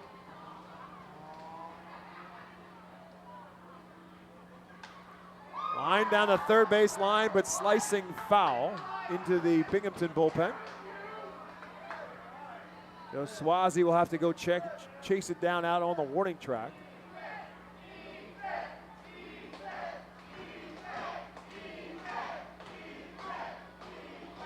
Nice Ethan Wilson contention here.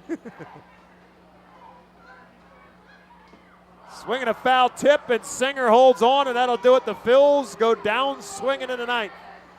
No runs, 1 hit, 1 man left, and Binghamton will take game 3 of this series, taking 2 games to 1 advantage as they hold on for the win. The final score, Binghamton 6, Reading 3. We'll take a timeout back with our post-game show on the Reading Fightin' Phils radio network after this.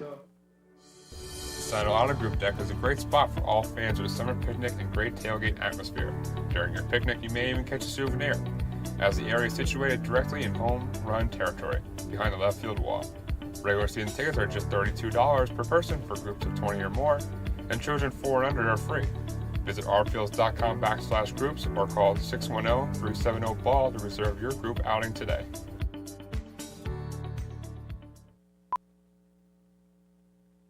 The Louisiana Swamplands. Out here, you're either lunch or you're enjoying it. Make sure you end up on top with the all-powerful lineup of Kia SUVs, like the Telluride, Sportage, and Sorrento, equipped with available all-wheel drive, higher ground clearance, and the interior capacity to bring everything you need, so you'll always remain more than a gator's length ahead. Visit your local Kia dealer today to find your next adventure in our ever-capable lineup of SUVs. Kia, movement that inspires. Call 800-3334-KIA for details. Always drive safely. Are you looking for a reliable food distributor to meet all your culinary needs? Look no further than our trusted team at Feaser's Food Distributors. For over 120 years, our products have been sourced from the best farms and suppliers, ensuring that you get the best ingredients for your restaurant or organization. From fresh produce to premium meats, Feaser's supplies everything but the appetite. Visit Feasers.com today to experience the difference in working with a top-tier, family-owned food distributor. Feaser's, your partner for success in the kitchen. Looking for a fast and hassle-free way to get your snacks and non-perishable groceries?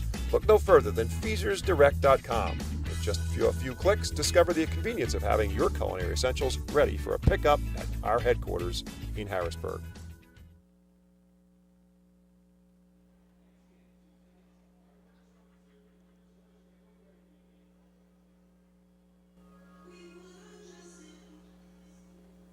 Welcome back to the Reading Fightin' Phils post-game show, where the Fightin' Phils fall to the Binghamton Rumble Ponies in Game 3 of this series by a final score of 6-3.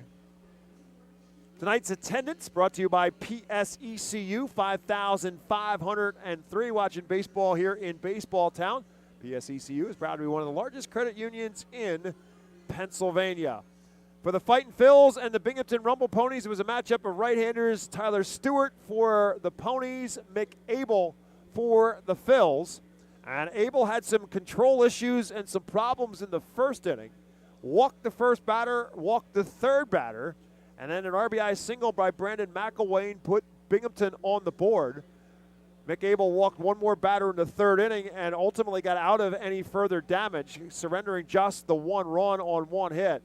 But the 3 walks, it was a 1-0 lead for the Ponies, and then Hayden Singer led off the second inning with a solo home run to make it a 2-0 advantage for Binghamton. Reading got that run back in their half of the second inning. Cam Cannon led it off with a single, to be followed by Barron Radcliffe with a base hit that brought Cannon to third base, first and third with nobody out for Max McDowell, who hit a ground ball to second to turn into a double play.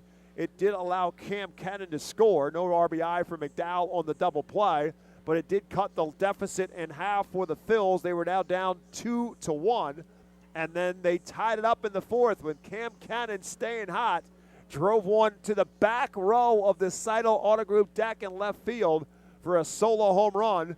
His third home run of this series, all of them solo home runs, however, but there was now a tie game at 2-2, as we headed into the 5th inning. And Mick Abel ran into some trouble again in the 5th after settling down nicely with back-to-back 1, 2, 3 innings in the 3rd and the 4th. And in that series of the last 7 outs through the 2nd, 3rd, and 4th, Abel, out of those 7 outs, struck out 5 batters. However, he walked the leadoff man, Wyatt Young, in the 5th inning. And then while Young was trying to steal second, he'll hit and run. Rowdy Jordan rolled a base hit through the shortstop spot as Pedro Martinez, the shortstop, was over to cover the bag for the steal. On the hit and run, Young goes to third. Jordan safe at first on the base hit. Then he stole second base. And J.T. Schwartz then rolled a base hit into right field for a 2-run single. And that put Binghamton on top by a score of 4-2. The Phils came back in the 5th of their own with another run. It started with a 1-out walk to Madison Stokes. Carlos De La Cruz followed that with a single. And Stokes was able to go to third base on that base hit. So the Phils now had first and third with 1 out. And that brought Matthew Kroon to the plate. He drove one to center field. And with that, Madison Stokes was able to tag up and score. Kroon with the RBI, his 41st of the season. And the Phils were back to within a run at 4-3. The bullpens took over from that point with scoreless 6th, 7th, and 8th innings for both sides. Keelan Kilgore came in the 9th for the Phils and immediately ran into trouble. Hayden Sanger led it off with a double, followed by Hayden Palmer with a single to put runners at first and third and nobody out. Sacrifice fly from Wyatt Young made it a 5-3 game.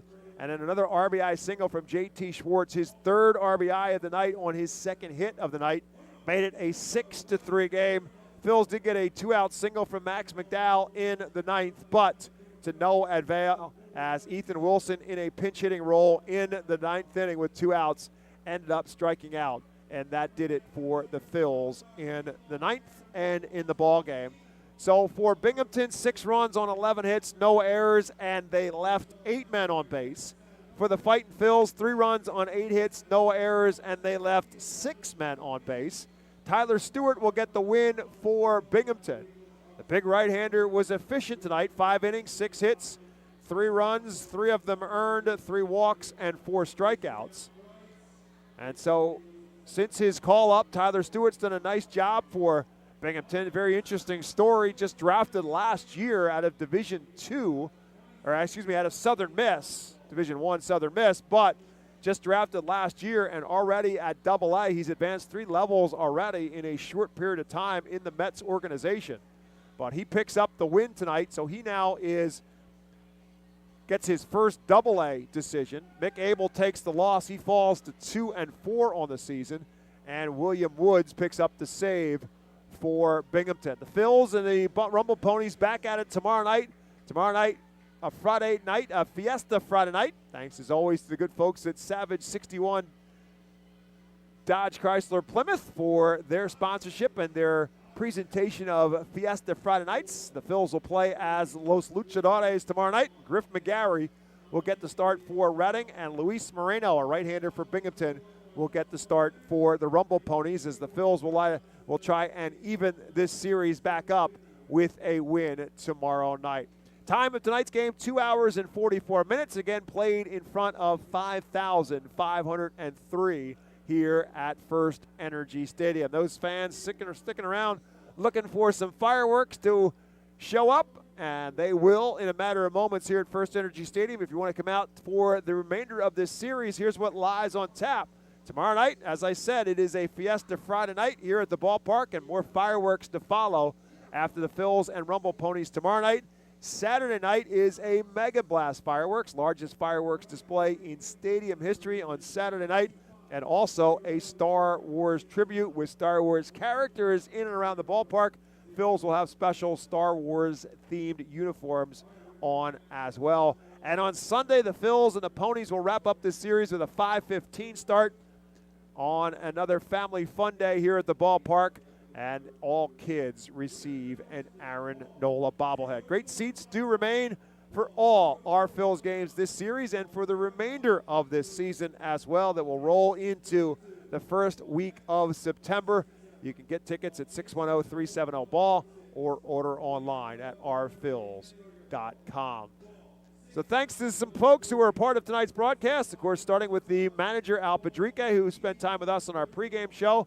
If you missed that, we'll have that on YouTube and on Twitter, on the social media channels for the Phils over the course of next week's road trip for Reading Fightin' Phils. Thanks also to our guest, Rich Crumline from SOS Group, and also from Sheik Mia from Pennsylvania Virtual Charter Academy for also spending some time with us here in our radio booth.